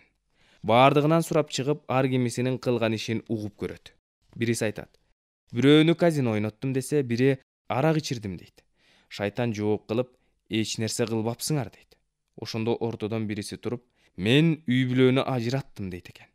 Шайтан ошол аскери менен сыймыктанып, кучактап учурашат жана ага орден берет экен: "Ишти сен кылыпсың" деп. Эмне үчүн үй бүлөнү талкалаганда шайтан сүйүнөт. Үй бүлөнү бекем курганда Аллах сүйүнөт. Эми кимди сүйүнсөңүз сүйүндүрө бериңиз. Ачууга алдырбайлы, өзүбүз убакыт бербейбиз дагы, бөлбөйбүз дагы. Жакшы нерсе тартуулабай кеч келебиз. Түн келебиз. Анан келип баардыгын талкалап, анын акыр аягы эмне болду? Ошонун зыяны өзүңө эле болду да. Ал ойлоп атышы мүмкүн, башкага зыян кылдым деп. Жок. Ал өзүнө балта чаап атат, келечегине балта чаап атат. Акча сарптоого берилген сооптордун эң жогоркусу бул үй бүлө, бала чакасына сарптаган болуп эсептелет экен. Ошол үчүн күчүңүздү башка жерден чыгарыңыз. Аялдын жүзүнөн чыгарбаңыз тууган. Балдардын башынан чыгарбаңыз күчүңүздү. Аллах Тааланын азабы келет. Шайтандын азгырыгына азгырылып, үй бүлөнү талкалабайлы. Айрыкча эркектер, оозубуздан талак деген сөз чыкпасын. Эмне үчүн жоолук парз? Мээримдүү жана ырайымдуу Аллахтын ысымы менен. Эй пайгамбар, жубайларыңа, кыздарыңа жана момундардын аялдарына айткын: үстүлөрүнө сырткы кенен кийимдерди жамынышсын. Аллах кечиримдүү, мээримдүү. Ыйык Куран, Ахзаб сүрөсү 59-аят. Аллах Таала жоолукту, хиджабты парз кылып буйурду. Ислам дининде аял заты үчүн жоолук парз. Бул Аллахтын өкүмү. Бул маселени канчалык талашпайлы, тартышпайлы, акылыбызга жараша, канчалык жоромолдоп айтпайлы, баары бир эле жооп бар. Хиджаб аял заты үчүн парз. Ооба, эже карындаштарыбыз Аллахтын өкүмү болгондугу үчүн жоолук салынышат. Кээ бир батыштын суусуна сугарылгандар оронууну аял затынын укугун тепсөө катары карашууда. Ушул жерден суроо туулат: Чындап эле хиджаб эскичиликпи? Же болбосо эмне үчүн хиджаб парз? Биринчиден жогоруда айткандай бул Аллах Тааланын буйругу. Экинчиден башкаларга жооп берүү иретинде кээ бирки акылмандуулуктарын кыскача айта кетели. Оронуу бул аял затынын табиятына өтө ылайык келет. Хиджабка муктаж жаратылган. Себеби эркектерге караганда назик, алсыз, өздөрүн, балдарын коргоого, колдоого муктаж. Башкача айтканда өмүр бою бир эркектин жанында, жумшактап айтканда башын жөлөп жашоого муктаж. Ошондуктан күйөөсүнө дайыма өзүн сүйдүрүп туруу үчүн, ирэнжитип албоо үчүн, бири-бирине муздак болуп калбоо үчүн табигый түрдө оронууга муктаж. Эркекке эртеден кечке менин боенгон аялыма өтө көп эркектер суктанып тиктейт да деген ой өтө оор келет. Намысына өтө катуу тиет. Ал аялынан алыстап ирэнжий баштайт. Бул нерсени болтурбоонун бирден бир себеби оронуу психологиясы. Аял затынын оронуусу дагы аялдардын ортосундагы тиге менден сулуу экен деген атаандашуу балээси азаят. Аялдардын ачык-чачык жүрүүсү эркектерге да өзүнө да зыян. Аны канчалык суктанып тиктешсе, ошончолук деңгээлде руханий жактан эле эмес, материалдык жактан да денеси зыянга кабылат. Себеби көздүн да энергиясы бар экендиги изилдөөлөрдүн натыйжасында белгилүү болгон. Бул нерсенин артынан ар кандай ооруларга кабылышы мүмкүн. Назик аял заты атүгүл рак илдетине чейин жетелеген фактылар да бар. Экинчи жактан эң кеңири жайылган стресс, депрессияга кабылышы мүмкүн. Коомдо ачык кийингендер көбөйүп кетсе, ошол коомдун эркектери алсыз, назик, күчсүз болуп калышат. Төрөлгөн муун да алсыз, күчсүз, оорукчан болот. Бул да психологиялык фактор. Себеби эркек киши сыртта жүрүп канча көп чоочун аял затын, башкача айтканда намахрамдарды тиктесе, билинбегени менен ошончолук көп гормондору күчөй баштайт. Натыйжада эгер бойдок болсо, табигый абалдан сырткары бир нече күндүн ичинде эле түндөсү түшүркөө процесси ишке ашып, тагыраак айтканда гусул болуп калуу абалы көбөйөт. Мындай абалга көп дуушар болгон эркектер үйлөнгөн кезде алсыз, күчсүз болуп калат. Айтпасак деле бул нерсе адамды көп дуушар кылаарын билебиз. Ыплас жолго баруу дегендин артында ар кандай оору, алдамчылык, көзгө чөп салуу, никесиз төрөлгөн балдар, адеп ахлаксыздык сыяктуу чоң зыяндар жатат. Демек бул нерселердин көбү аялдарыбыз 2 метрлик эле коргонуу жоолугун оронбой койгондуктан келип жатат. Эксперименттин негизинде эркек аял затын тиктеген кезде мээсинде реакция жүрөөрү белгилүү болгон. Дал ушундай реакция наркомандын мээсинде баңгизатты колдонгон кезде жүрөт экен. Мына бир коомду жок кылуу үчүн аял затынын чечинүүсү эле жетет экен. Бул дүйнөлүк эле зыяндар. Акыретте болсо коркунучтуу нерсе күтүп турары белгилүү. Айылыбызда ар бирибиздин чоң эне тайенелерибиз бар. Алар макияжсыз эле нурдуу, мээримдүү. Аларды көргөн кезде чоң эне деп эркелегин келет. Себеби алар жаш кезинде боенуп, ачык кийинип, өздөрүн башка эркектерге көрсөткөн эмес. Бетине бырыш түшкөнү менен эң эле нурдуу. Эми азыркы күндө ачык кийинип, боенгон эже карындаштарыбыз карыганда кандай абалда болоорун бир ойлонуп көрсөк. Урматтуу эжем, карындашым, балким апаларым, ислам дининин өкүмдөрү эч качан адамдын табиятына терс келбейт. Тескерисинче бул өкүмдөр биздин табиятыбыз үчүн Аллах тарабынан коюлган. Аллах бизди жараткан жана биз кайсы жол менен кетсек бактылуу болоорубузду билет. Ошондуктан биздин мойнубузга бул өкүмдөрдү жүктөгөн.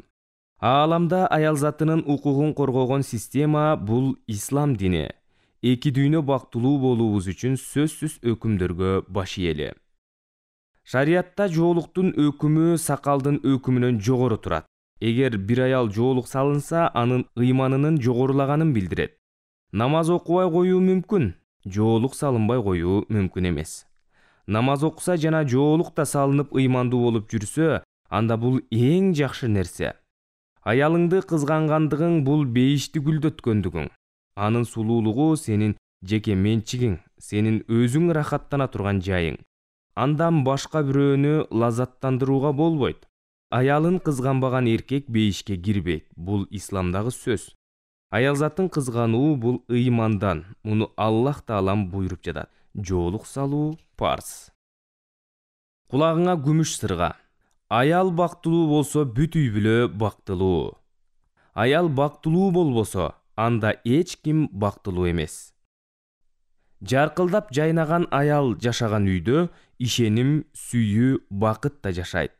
Чыныгы мырза аялын колу менен эмес, кабагы менен тарбиялайт. Алсыз эркек ойнош күтөт. Күчтүү эркек бекем үй бүлө курат. Биринчи, көп жылдык чогуу жашоодон кийин көпчүлүк үй бүлөлөрдө жубайлык жашоонун кызыгы кетет. Аялы менен күйөөсү ага карындаштай болуп калат. Бир кылка жашоодон тажаган эркек кандайдыр бир жаңы сезимдерди каалап баштайт. Экинчиси, аялдын көңүлү башкага, мисалы жумушка, балдарын тарбиялоого бурулуп кеткен учурда күйөөсү көмүскөдө унутулуп калат. Мындай абалда калган эркек үйдө өзүн керексиз сезип, жан дүйнөсүндөгү бул жетишпестикти сырттан издей баштайт. Үчүнчү, көп эркектер жагымдуу, жарашыктуу кийинген, өзүнө караган аялды жакшы көрүшөт. Андыктан жолдошуңуз менен таанышканда келбетиңиз, кийимге болгон табитиңиз кандай болсо, аны ошол бойдон сактап жашоого аракет кылыңыз. Төртүнчү, үй бүлөлүк бакыт үчүн кандайдыр бир иш менен алек болуу маанилүү. Башкача айтканда, сиздерде жалпы кызыкчылык болууга тийиш. Анткени мурдагыдай жылуу мамиле сакталышы үчүн жубайлар бири-бири менен көбүрөөк сүйлөшүүлөрү зарыл. Бешинчи, эркектин көзгө чөп салуусунун дагы бир себеби аялынын ишенимдүү эместиги. Көп эркектер өч алыш үчүн мындай кадамдарга барышат. Алтынчы, аял 4-5 катары менен үйдө олтуруп калган учурда аны балдары, үй тиричилигинен башка эч нерсе кызыктырбай калат. А эркек үчүн мындай аял кызыксыз сезиле баштайт да, аны менен сүйлөшө турган сөз жок болуп калат. Андыктан аялдын дайыма кызыктуу бир иш менен алектенип, маектешүү үчүн кызыктуу адам бойдон калууга аракет кылганы жакшы. Жетинчи, эч бир эркекке аялынын башкарганы, аны өтө эле көзөмөлдөй бергени жакпайт. Алар аялын энеси же жетекчиси катары эмес, чоң гана жубайы катары көргүсү келет. Бирок ошол моюнду да туура бурганды үйрөнүү керек. Пайгамбарыбыз саллаллаху алейхи вассалам айтты: себепсиз, адилетсиз аялын урган адамдын кыяматта душманы мен боломун. Аялын урган Аллахка жана пайгамбарга каршы чыккан болот. Насихин. Аялга кол көтөргөн күнү эркек атынан айрылат. Тарбия жана анын орду.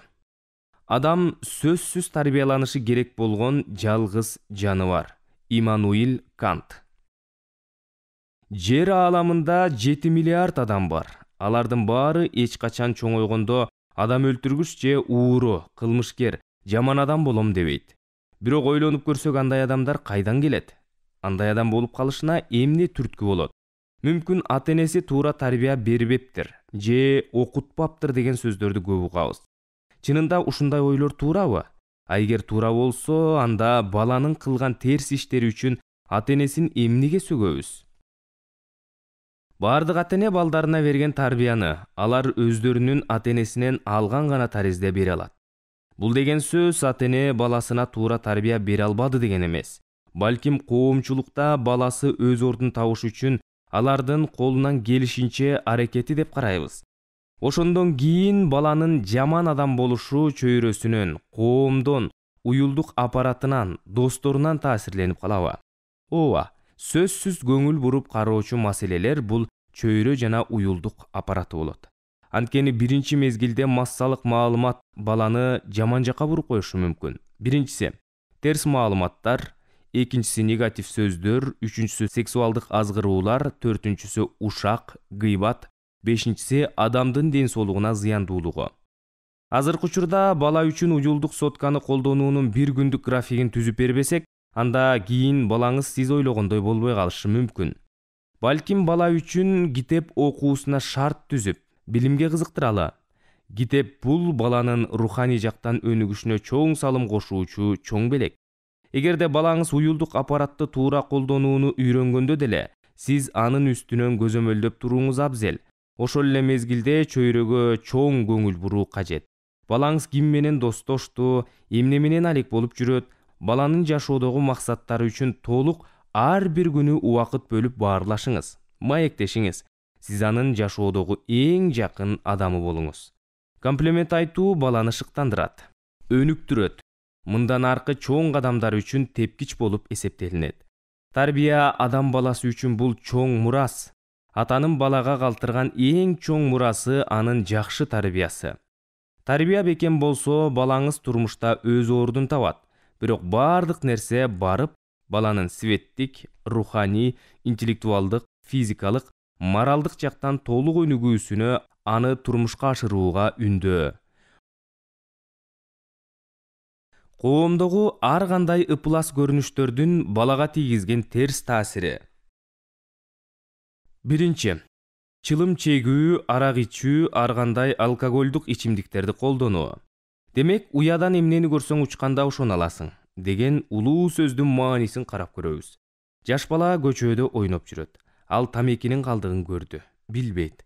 Башка күнү улуу муундагы адамдар тартып бүтүп, ыргытканын көрүп калды. Кийинки күндөрү оозуна салып ойнобоосуна ким кепилдик берет? Алкоголдук ичимдиктерди ичкенин көрүп, аны дагы кайталайт. Өспүрүм курактагы жаштар азыркы учурда кандай жүрүшөт, баарыбыз күбө болуудабыз. Эгерде жаш мезгилинде жаман жолдо жүрүшүн токтотуп калбасак, анда кийинки жашоосу арам нерселерди саткан адамдардын капчыгынын калыңдоосуна салым кошуп калабы? Экинчи, сөгүнүү, гыйбат же ушактоо. Тилден бал да тамат, уу да тамат. Тил кылычтан өткүр. Тил адамды адам кылат, аша чапса жаман кылат. Сүйлөгөндү сүйсөң, укканды үйрөн. Сүйлөгөндөн сүйлөбөгөн артыгыраак. Адамзаттын табигый башкы өзгөчөлүктөрүнүн бири бул анын сүйлөө жөндөмдүүлүгүнө ээ болуусу. Балаңызга сөздүн сүйлөө тартибин сөзсүз үйрөтүүңүз керек. Пайгамбарыбыз саллаллаху алейхи вассалам айткан: адам баласынын эң көп күнөөсү анын тилинде. Хадис.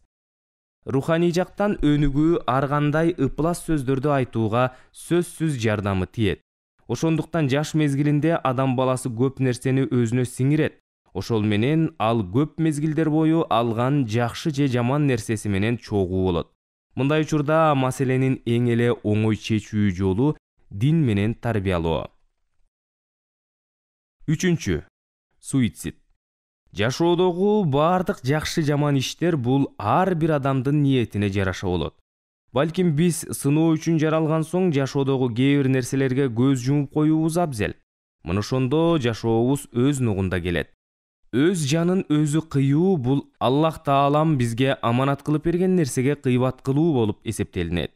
Чоң күнөө болуп калат.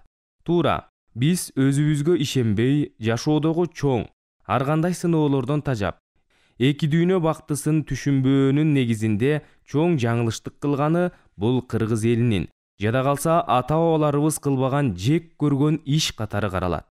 Эч качан жаман күмөндө болбо. Жакшы ниет жарым ырыс деген сөз бар элибизде. Ар дайым жакшы ниет кылып, жашоонун кээ бир сыноолоруна сынбоо бул чоң эрдик. Алдыда болуу үчүн. Биринчи, тайм менеджмент, убакытты туура пайдалануу. Балаңыздын жаш курагын ар дайым колдон келишинче бош өткөрбөөгө ашыгыңыз. Анткени ушул нерсеге көңүл бурсаңыз, сиз ар дайым Аллах Таалам кааласа утушта болосуз. Мисалга, анын биринчи, 2-6 жаш аралыгында бала бакчада же үйдө жакшы сөз менен урушпай, түшүндүрүп, ар бир иштин үстүндө сабак бериңиз жана бир күндүк убактысын жакшы жака бөлүңүз. Мисалы, 7-8 саат уктаса, эртең менен 8:00 же 8:30 убактыларында турса, бала бакчада көп убактысы ошол жакта болот.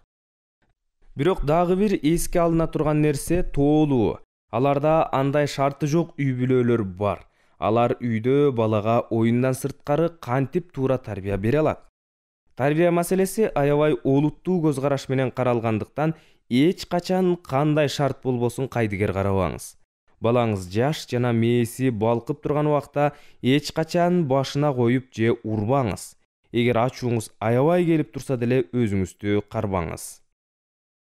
Экинчиси, 7-15 жаш аралыгында 1-класска барып, кызыңыз курбу тапса, балаңыз дос жандап, эчкинин улактарындай тил албас мезгили. Албетте, ар бир адамдын өз балалык курагы өзгөчө бактылуулукта өтөт. Мына ушул курак аралыгында балаңызга аябай жакшы көңүл буруп, карооңуз абзел. Себеби кээ бир балдар ар кандай жаман жолго түшсө, кайсы бири өмүрүндө кылып көрбөгөн нерселерди жасашат. Бирок ата-эненин балдарды кароого толук убактылары жетпейт. Түшүндүрүңүз. Бош убактысын ар дайым башка нерсе, мисалга спорт же окуу, мектептеги сабак ийримдерге же атайын окутуу курстарына бериңиз. Финансылык жактан эркин болуусу үчүн ар дайым акчаны максаттуу иштерге гана жумшоого үйрөтүңүз. Үчүнчү, 16-20 жаш аралыгында турмуштук сапарынын кайсы жол менен барышы так аныкталат. Жашоодогу чоң ийгиликтер баланын ар бир 24 сааттагы кылган бардык топтому болуп эсептелинет жана ага өтө жакшы даярдануу керек. Бул жаш куракта балаңыздын ийгилигин сиздин баа жеткис байлыгыңыз катары көрөсүз. Анткени бой жетип калган чак ар дайым бош убактысын текке коротпой, кандайдыр бир жакшы нерселер менен алек болуп туруусу керек. Өзүн руханий чөйрөдө билимин жогорулатып туруштун кээ бир чоң жана татаал ашууларына тек туруштук берип, аны оңой чечип кетүүсү үчүн чоң жетишкендик болуп эсептелинет. Бала тарбиясында ата-энеге 4 кеңеш. Ата-энелер үчүн сүйүктүү балаңызга күн сайын берилүүчү 4 суроо. Окумуштуулардын айтымында ата-энелер балдарына орто эсеп менен күнүнө болгону 12,5 минута убактысын бөлөт экен. Анын ичинен 8,5 мүнөтү баланы бир нерседен тыюуга, урушуп, какшап, бир нерсени түшүндүрүүгө бөлүнөт дейт.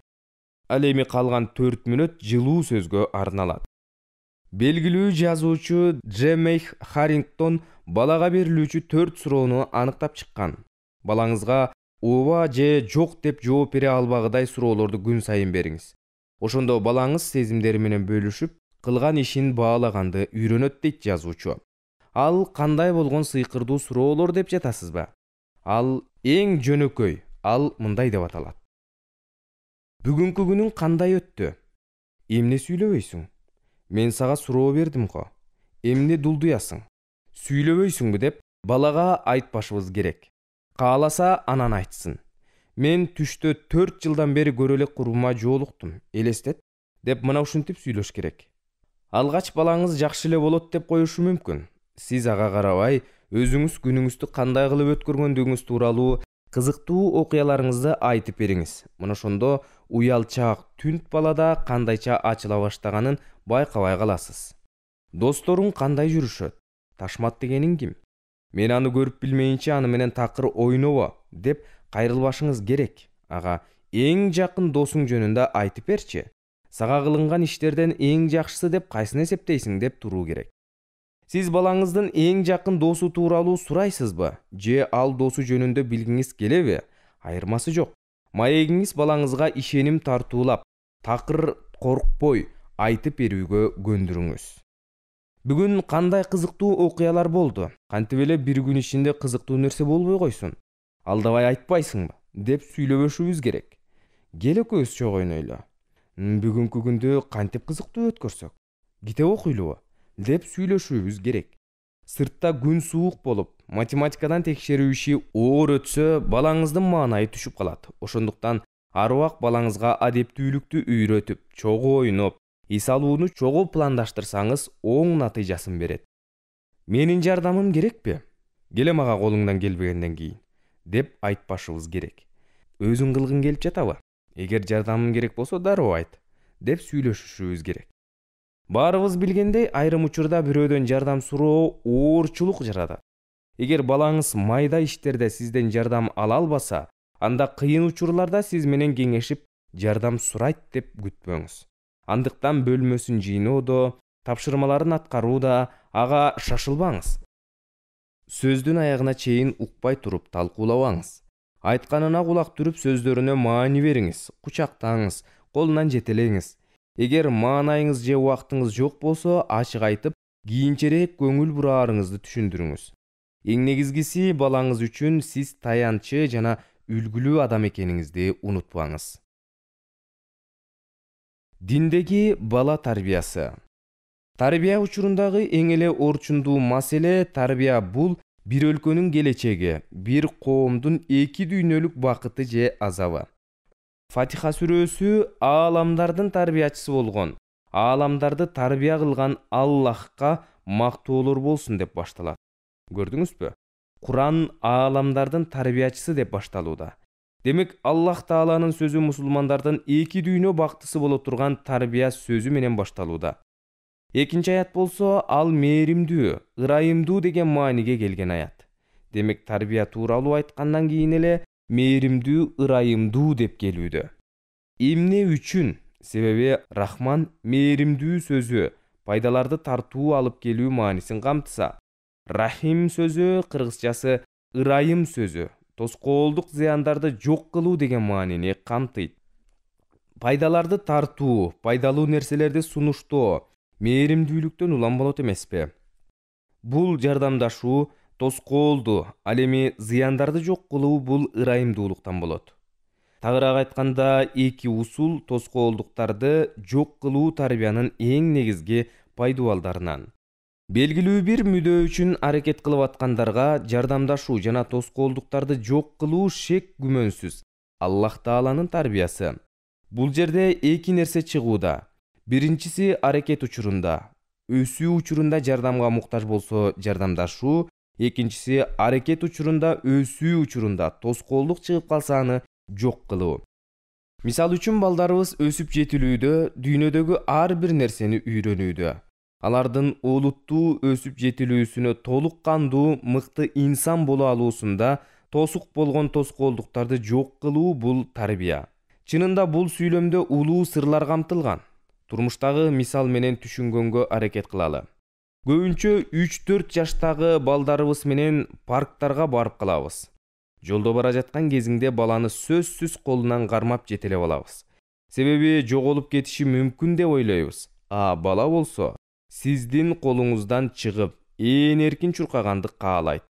Паркка келгенде айлажок кое бересиз, ойноп келсин деп. Бала ойноп жаткан кезинде улам сизди кетип калбадыбы, турабы деп карап турат.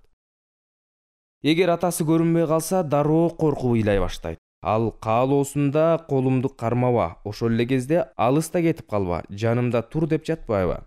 Атасы болсо келип, балам, колумду кое бербе десем, болбойсуң.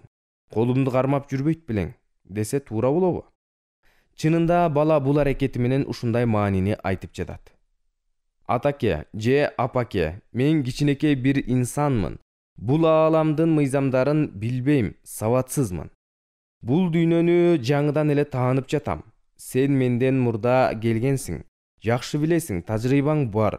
Бул аалам жашоосу тууралуу, ошондуктан жанымда тур. Сага муктаж болгон кезде колуңду мага сун. Демек, аракет учурунда жардамдашуу дегенди бала абалы менен бизге айтууда. Бул жерде өтө кылдат бир чек бар.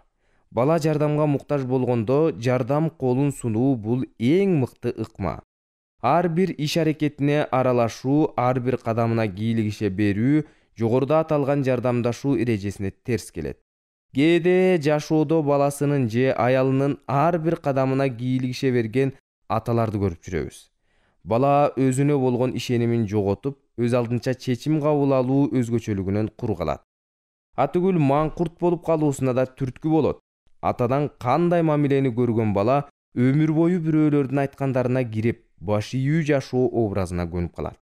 Ар бир ата өзүбүздү текшерип көрөлү. Билбеген абалда балдарыбызга ушундай кооптуу мамилени жасап жатпайбызбы? Бул маанилүү жашоодо мындай аталар өздөрүнүн аталарынан ошондой мамиле көргөндөр болуп чыга келет. Көбүн эсе бул терс мүнөз атадан балага мурас катары калып, муунду уулап келет. Демек, баланын ар бир кадамына кийлигише берүү же дайыма жанында жүрүп, көзүн карай берүү же муктаж болбосо деле жардамдаша берүү тарбиянын усулуна терс келген ыкма.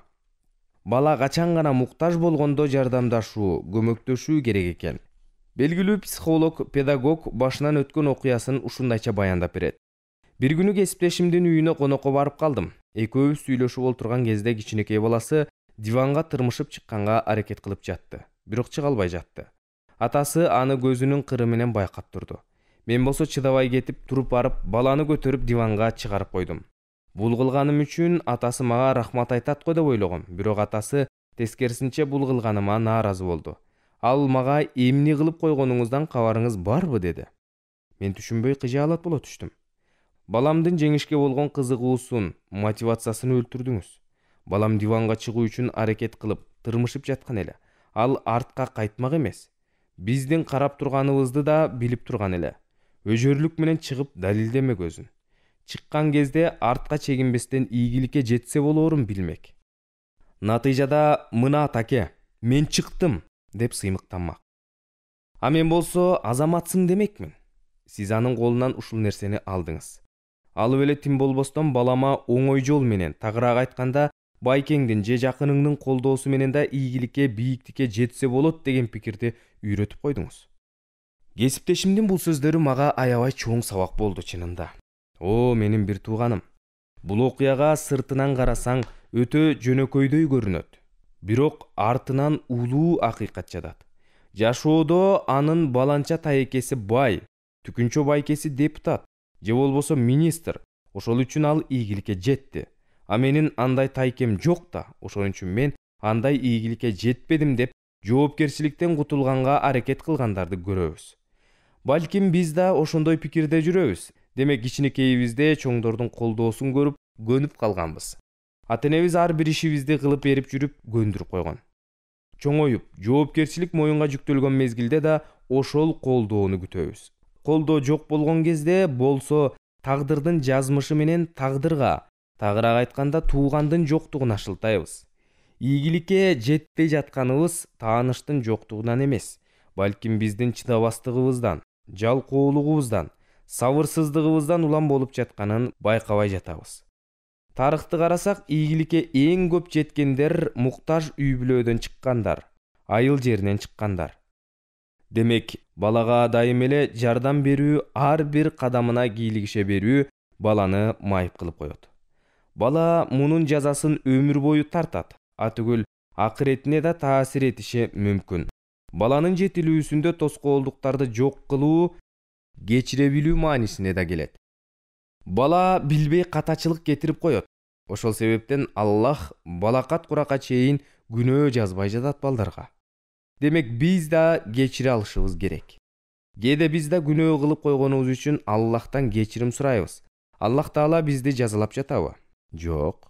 Демек биз да балдарды ката иш кылып койгон кезде акылмандуу түрдө кечире алышыбыз керек. Кечирилгендердин катарына кире алыш үчүн биз да кечире алалы. Каталарды кантип кечиребиз? Уртокмок мененби? Уруш сөгүш мененби? Же жаза мененби?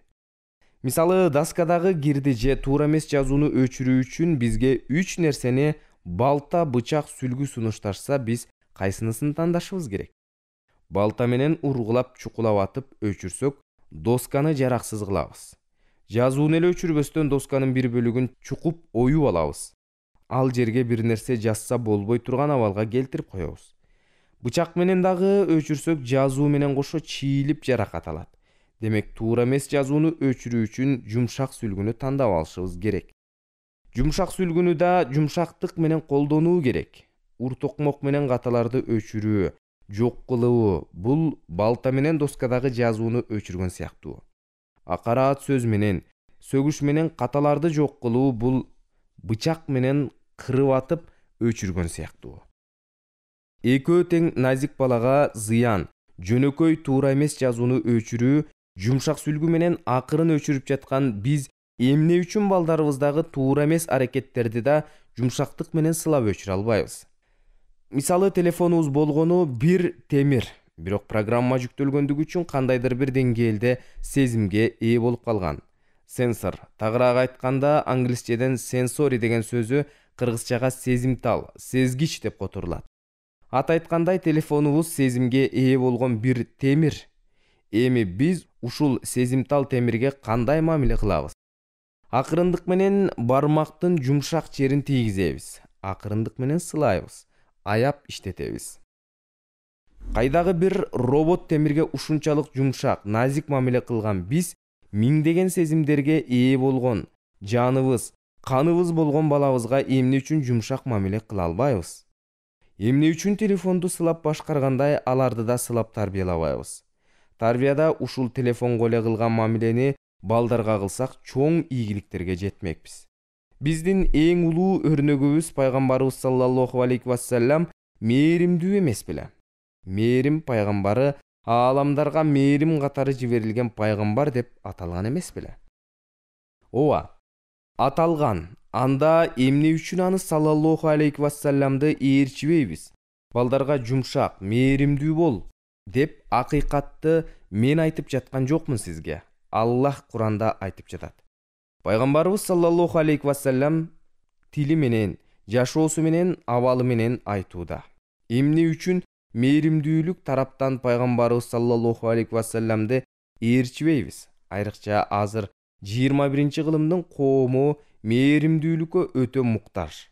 Балаңыз мээримдүүлүккө өтө муктаж. Кызыңыз мээримдүүлүккө өтө муктаж. Жубайыңыз мээримдүүлүккө өтө муктаж. Атаңыз, апаңыз мээримдүүлүккө өтө муктаж. Мээримдүүлүк менен, жумшактык менен гана көп маселени чече алабыз. Себеби сиздин пайгамбарыңыз, менин пайгамбарым жумшак, мээримдүү пайгамбар болгон. Аны ээрчишибиз керек.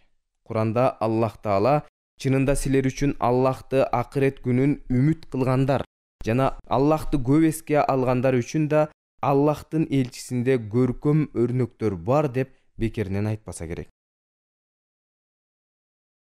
Кыз-жигит маселеси. Азыркы учурда 21-кылымда үйлөнгөнгө чейин кыз-жигит болуп жүрүү кандай?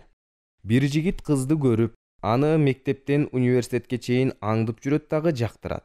Анан өзүнүн жүрөгүнөн чечим чыгарат. Мен ушуга үйлөнөм. Экинчи шарт. Мен ал менен 2-3 ай же 1 жыл жүрүп көрөйүн дейт. Жашоосун, мүнөзүн таанып билип көрөйүн, анан үйлөнөм дейт. Бул 21-кылымдагы биздин теориябыз. Анан болбой калса, жакпай калса бирөөнүн кызын 4-5 ай жүргөндөн кийин таштап койду, албай койду. Кайра башкасы менен сүйлөшүп, кыскасы жагып кала турган болсо, анан атасына келет. Мен ушул кызды алам дейт. Атасынын кулагын жейт. Кыз да үйүнө барат. Ата-энесине айтат: "Мен ал баладан башка балага турмушка чыкпайм" деп шарт коет. Макул. Ошентип ата-энелер нааразы болуп үйлөндүрүп койду. Арадан 1-2 ай өтпөй ажырашты. Ошондуктан үйлөнгөнгө чейин сүйлөшпөй болгону үйлөнөрдүн алдында гана бир көрүп баш кошуунун чоң пайдасы. Биринчи. Эгерде кыз бала жөнүндө көп маалымат билсе, биринчиден убакыт өткөн сайын көңүл калат. Экинчиден тартип бузулат, баланы тоготпоо. Башкача айтканда, үйдө ата биринчи эмес, мен башчылык кылам деген сезимдин ойгонуусун алдын алуу үчүн. Жогорудагы айтылган нерсени болтурбоо үчүн эң биринчи шарият эмне дейт? Ислам дининде кандай өкүм болот? Сиз белгилейсиз, тактайсыз, кимдин кызы бар экен, баланчанын кызы бар экен. Үйүңүздөн сизге караштуу абжеңиз, апаңыз же тайэжеңиз бирөөсүн кыз тарапка жөнөтөсүз. Апаңыз сизди да билет. Тигил сиз ала турган кызды дагы билет. Мүнөзүн билет, бардыгын аныктап чыгат, экөөңүздөрдү салыштырат. Анан сиз өзүңүз барасыз, шарият бул нерсеге уруксаат берет. Баары жакшы, сиз эмне кыласыз? Кыздын кылган нерселерин сурабаңыз, оң натыйжа берет. Эми нике кыйылды, баары бүттү. Сиз алган жарыңыз үчүн жабылган бир казынасыз. Сиздин ичиңизди билбейт, сырларыңызды билбейт. Сиз ал кыз үчүн чоң сыйлуу адамсыз. Кыскасы, сиз эмне десеңиз да ага макул, себеби мусапыр. Биринчиси мусапыр, экинчиси сизди толук тааныбайт. Эми кандай жашоо болот? Сиздин напсиңиз каалагандай жашоо болот. Сиз түн десеңиз түн, сиз күндүз десеңиз күндүз. Түн жарымында эшикке алып чыгып, азыр обед десеңиз ал нерсе ошондой. Кыскасы, айтканыңыз айткан, дегениңиз деген. Бойго жеткен кыз менен балага алтын кеңештер. Биринчи. Өзүңдү өзүң өнүктүр, светтик, руханий билим менен. Экинчи. Үйлөнөргө жакын калганда гана бир жолу жоолук. Үчүнчү. Истихара намазын окууну унутпа. Төртүнчү. Толук аял менен эркектин үйдөгү ордун бил. 5. Универсалдуу бол. 6. Турмуштагы кээ бир жаман нерселерге көз жумуп кой. 7. Аллах Таала эмнени арам кылса ошол нерседен тыйыл. 8. Ар дайым жакшы комплимент айтуу керек. 9. 5 убакыт намаз окуу. 10. Убакытты туура бөлүштүр. 11. Эч качан баш кошкон соң башка эркек же аял менен байланышпоо. 12. Максатты сөзсүз бир кылуу. 13. Үй бүлөлүк бюджетти үнөмдөө. 14. Дайыма таза, тыкан жүрүңүз. 15. Чоң максаттарды бирге коюп алга умтулуңуз. 16. Сөгүнбөңүз. 17. Ушак айтпаңыз. 18. Бош убакытты дайыма пайдалуу иштерге жумшаңыз. 19. Иштерди билип, туюп, айттырбай жасаңыз. 20. Руханий жактан билим алууңуз керек. 21. Чөкпөңүз, жылмаюу менен жүрүңүз. 22. Гусул менен жүрүңүз. 23. Тууган урук менен тыгыз мамиледе болуңуз. 24. Турмушка даярданыңыз. 25. Жөнөкөй болуңуз. 26. Лидер болуңуз. Бачабаздыктын коркунучтуулугу. Мактоолордун баары жеке жалгыз Аллахка гана таандык. Сыйынууга, жеке ибадат кылууга татыктуу зат жок. Пайгамбарыбыз Мухаммед саллаллаху алейхи вассаламга, анын үй бүлөсүнө жана сахабаларына салам салават жана Аллах Тааланын тынчтыгы, берекеси болсун. Аллах өзүнүн китеби Курани Карим китебинде Лут алейхиссалам коому жөнүндө баяндайт. Өтө бузуку, четтен чыккан коом болгон эле. Ага чейин андай бузуку коом болгон эмес. Алардын кылган кылыктары өтө ыплас, бузуку, эң жаман күнөө иштер болгон. Тактап айтканда, эркектери бири-бири менен жыныстык катнаш кылышып, бачабаздыкка баш оту менен киришкен. Ал коомдун ушундай ыплас жана жийиркеничтүү кылыктары четтен чыгып, акылдарын жоготкондоруна жана табияттан тайганына далил болот. Алар айбандан да төмөн деңгээлге түшүп, айбандарда кылбаган нерселерди кылган. Мисалы, теке текеге секирбейт. Эшектин эркеги эшекке секирбейт. Бука букага секирбейт, эч качан кылбайт. Акылдан тайган жаман коом кылды. Эми алар өздөрүнүн каалоо кумарларын гана ойлошуп, ошону гана ишке ашырууну максат кылышкан. Эч нерсеге маани бербей калышкан. Ошол коомдун акыбети өтө оор жана жазасы катуу болду. Аллах Таала периштелерди жиберип, алардын шаарларын астын үстүн кылып төңкөрүп салды. Аларга келген мындай жаза, алардын бузуку, мындай ыплас чектен чыккан иштери үчүн болду. Мындай коомду Аллах Таала кыямат күнгө чейин өтө катуу жаза менен жазалайт. Улуу арштын ээси Аллах Таала бизди ушундай ыплас, жаман иштерден сактаган болсун. Порнографиядан кутулуунун жолдору. Көз бул Аллах Таала берген өтө чоң белек. Эч качан орду толгус белек катары эч кандай акы сурабастан бизге улуулугу менен берген. Ошондуктан ал белекти бир гана Аллахка моюн сунуу үчүн гана колдонуу керек. Аны Аллах тыюу салган күнөө иштерге колдонбоо керек. Экинчи эске алына турган нерсе, биз ар бирибиз Аллах Тааланын алдында көзүбүз үчүн суралабыз. Өзүңдүн бөлмөңдө жалгыз олтуруп, ошол нерсени көрүп жатсаң, эстегин. Аллах алдында ал нерсени көргөнүң үчүн жооп бересиң. Аллах Таала ар бир адам менен жекеме-жеке сүйлөшөт. Акыретте ал адам оң тарабын карайт, күнөөлөрүн көрөт, сол тарабын карайт, күнөөлөрүн көрөт, алдын карайт, тозоготун көрөт. Мына ушул нерселерди эстен чыгарбайлы туугандар. Албетте, сөзсүз Аллах Таала ал адам менен экенин эстөө керек. Көрүп турат, угуп турат, билип турат. Аллах аны менен ар дайым ошону эстен чыгарбаңыздар. Сен жалгыз калып ошол бузуку кинолорду көрүп турсаң, Аллах сени билип турарын эсте. Ошондуктан мен жалгызмын деп айтпа. Аллах сизди көрүп турарын өзүңүзгө эскертиңиз. Икая. Бир окуя жөнүндө баян кылалы. Бир аалым өзүнүн окуучуларынын арасынан бир окуучусун өзгөчө деп билчү экен. Башка окуучулары анын эмне үчүн өзгөчө экенин сурашканда, устазы аларга тапшырма берет. ар бириңер чымчык алгыла жана аны эч ким көрбөгөн жерде союп келгиле дейт. Окуучулары тапшырманы аткарганы кетишет. Экинчи күнү баардыгы чымчыктарды союп кайтышат. Бир гана баягы баладан башкасы анан устаты ар биринен сурап баштайт. Сен эмне кылдың? Мен бул жакта сойдум. Экинчиси мен тигил жерде сойдум. Ал эми баягы балага кезек келип, сен эмнеге тапшырмамды аткарбадың? Деп андан сураганда, ал кайсыл жерге барбайын, эч көрбөгөн жерди тапкан жокмун деп жооп берет. Аллах ар дайым көрүп турат дегенде, устаты мына ушул үчүн мен аны жакшы көрөм деди. Ошондуктан Аллах бизди ар дайым көрүп турушун эстеп жүрөлү. Мындан кийин бир тууганым билгин, убакыт өтүп жатат. Аллахка моюн сунуу мененби же күнөө кылуу мененби, бирок жакшы адамдын да, жаман адамдын да убактысы эч качан токтобойт. Өзүнө эскертип тур, ошол бир нече мүнөттө сабыр кылып койсоң, ошол убакыт күнөөсүз өтөт. Ошол күнөөнү кылсаң жашооң оорлошот, бактысыздыкка себеп болот. Ошондой эле сиздин көздөрүңүз өзүңүзгө каршы күбөлүккө өтөт. Эмне тууралуу болгондугун сөзсүз айтып берет. Дуа кыл, алыстат мени бул жаман ыплас иштерден, оолак кылгын деп. Үй кызматтары аялга милдетпи?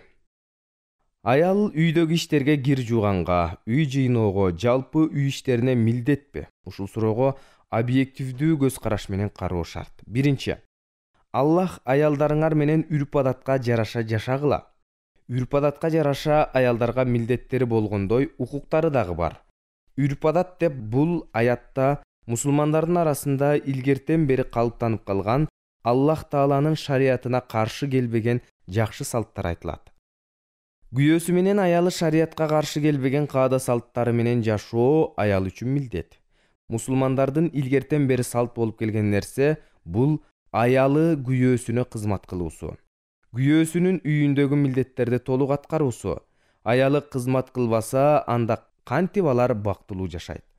Аялы күйөөсүнө кызмат кылышы керек деген жакшы салт. Пайгамбарыбыз саллаллаху алейхи вассалам аялдардын күйөөлөрүнө кызмат кылуусун катуу буйрук кылды дагы айтты.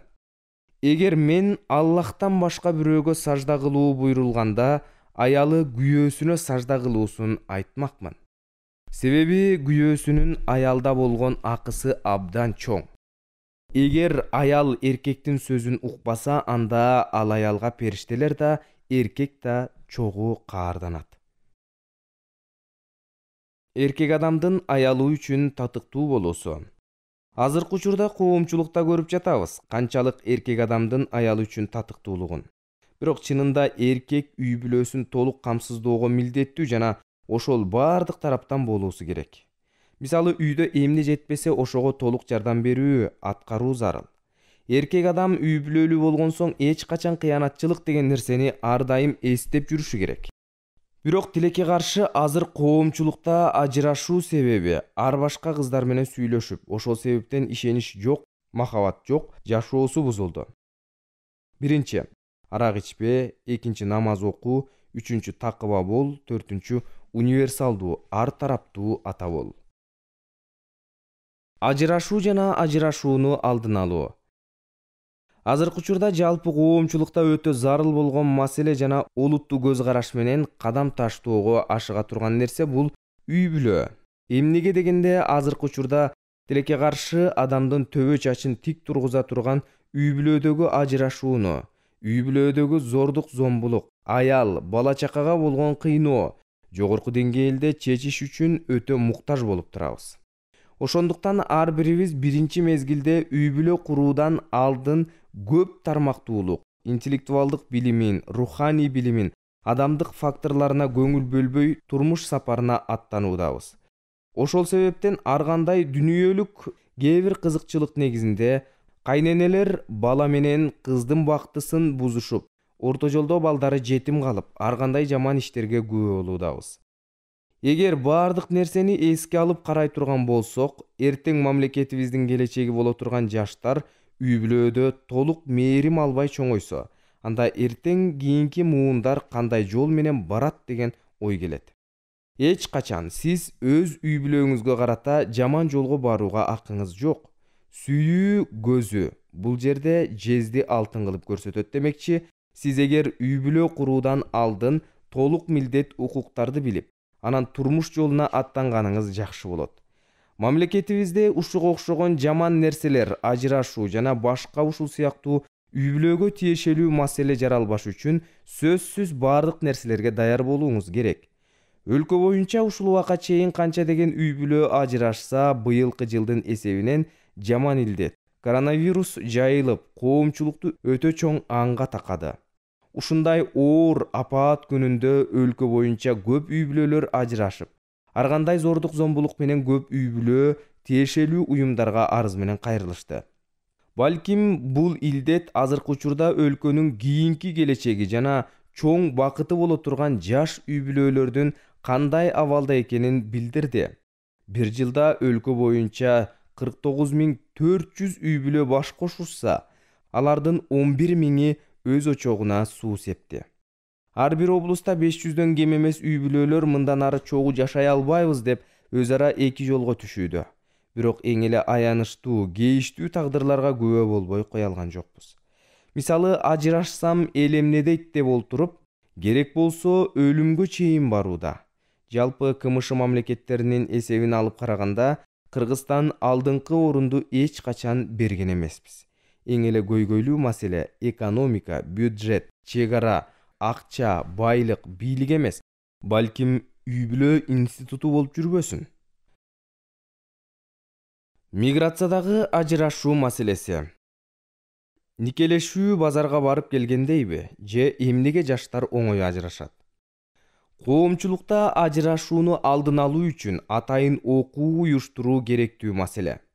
Дээрлик азыркы учурда көбүнесе жаштар болгону дүйнөлүк гана кызыкчылыкты ойлоп, акырет жашоосу, башкача айтканда, ислам баалуулуктарын унутуп, руханий илими жок болуп, анын үстүнө батыштын ар кандай идеологиясын карманып бара жатканыбыз бул бир гана өзүбүзгө гана чоң таасирин бербестен, жалпы журтчулукка кедергисин тийгизип жатат. Алсак, соц тармактардагы бейтартип бийлер менен ыр музыкалар жаштардын акыл эсин уулап, кийинки жашоосу кандай болоору өтө ойлоно турган маселе. Азыркы убакка чейин көпчүлүк жаштарыбыз ырыскы табуу үчүн кээ бир ага-инилер, аталар, апалар, эже карындаштар Орусиянын Москва шаарына барып эмгектенишүүдө. Бул жакшы кадамдар, бирок ошол эле мезгилде бөтөн элге, бөтөн жерге барып, өз акылдарына ээ боло албай, ар кандай жаман, ыплас, бузуку иштерге аралашып кетишүүдө.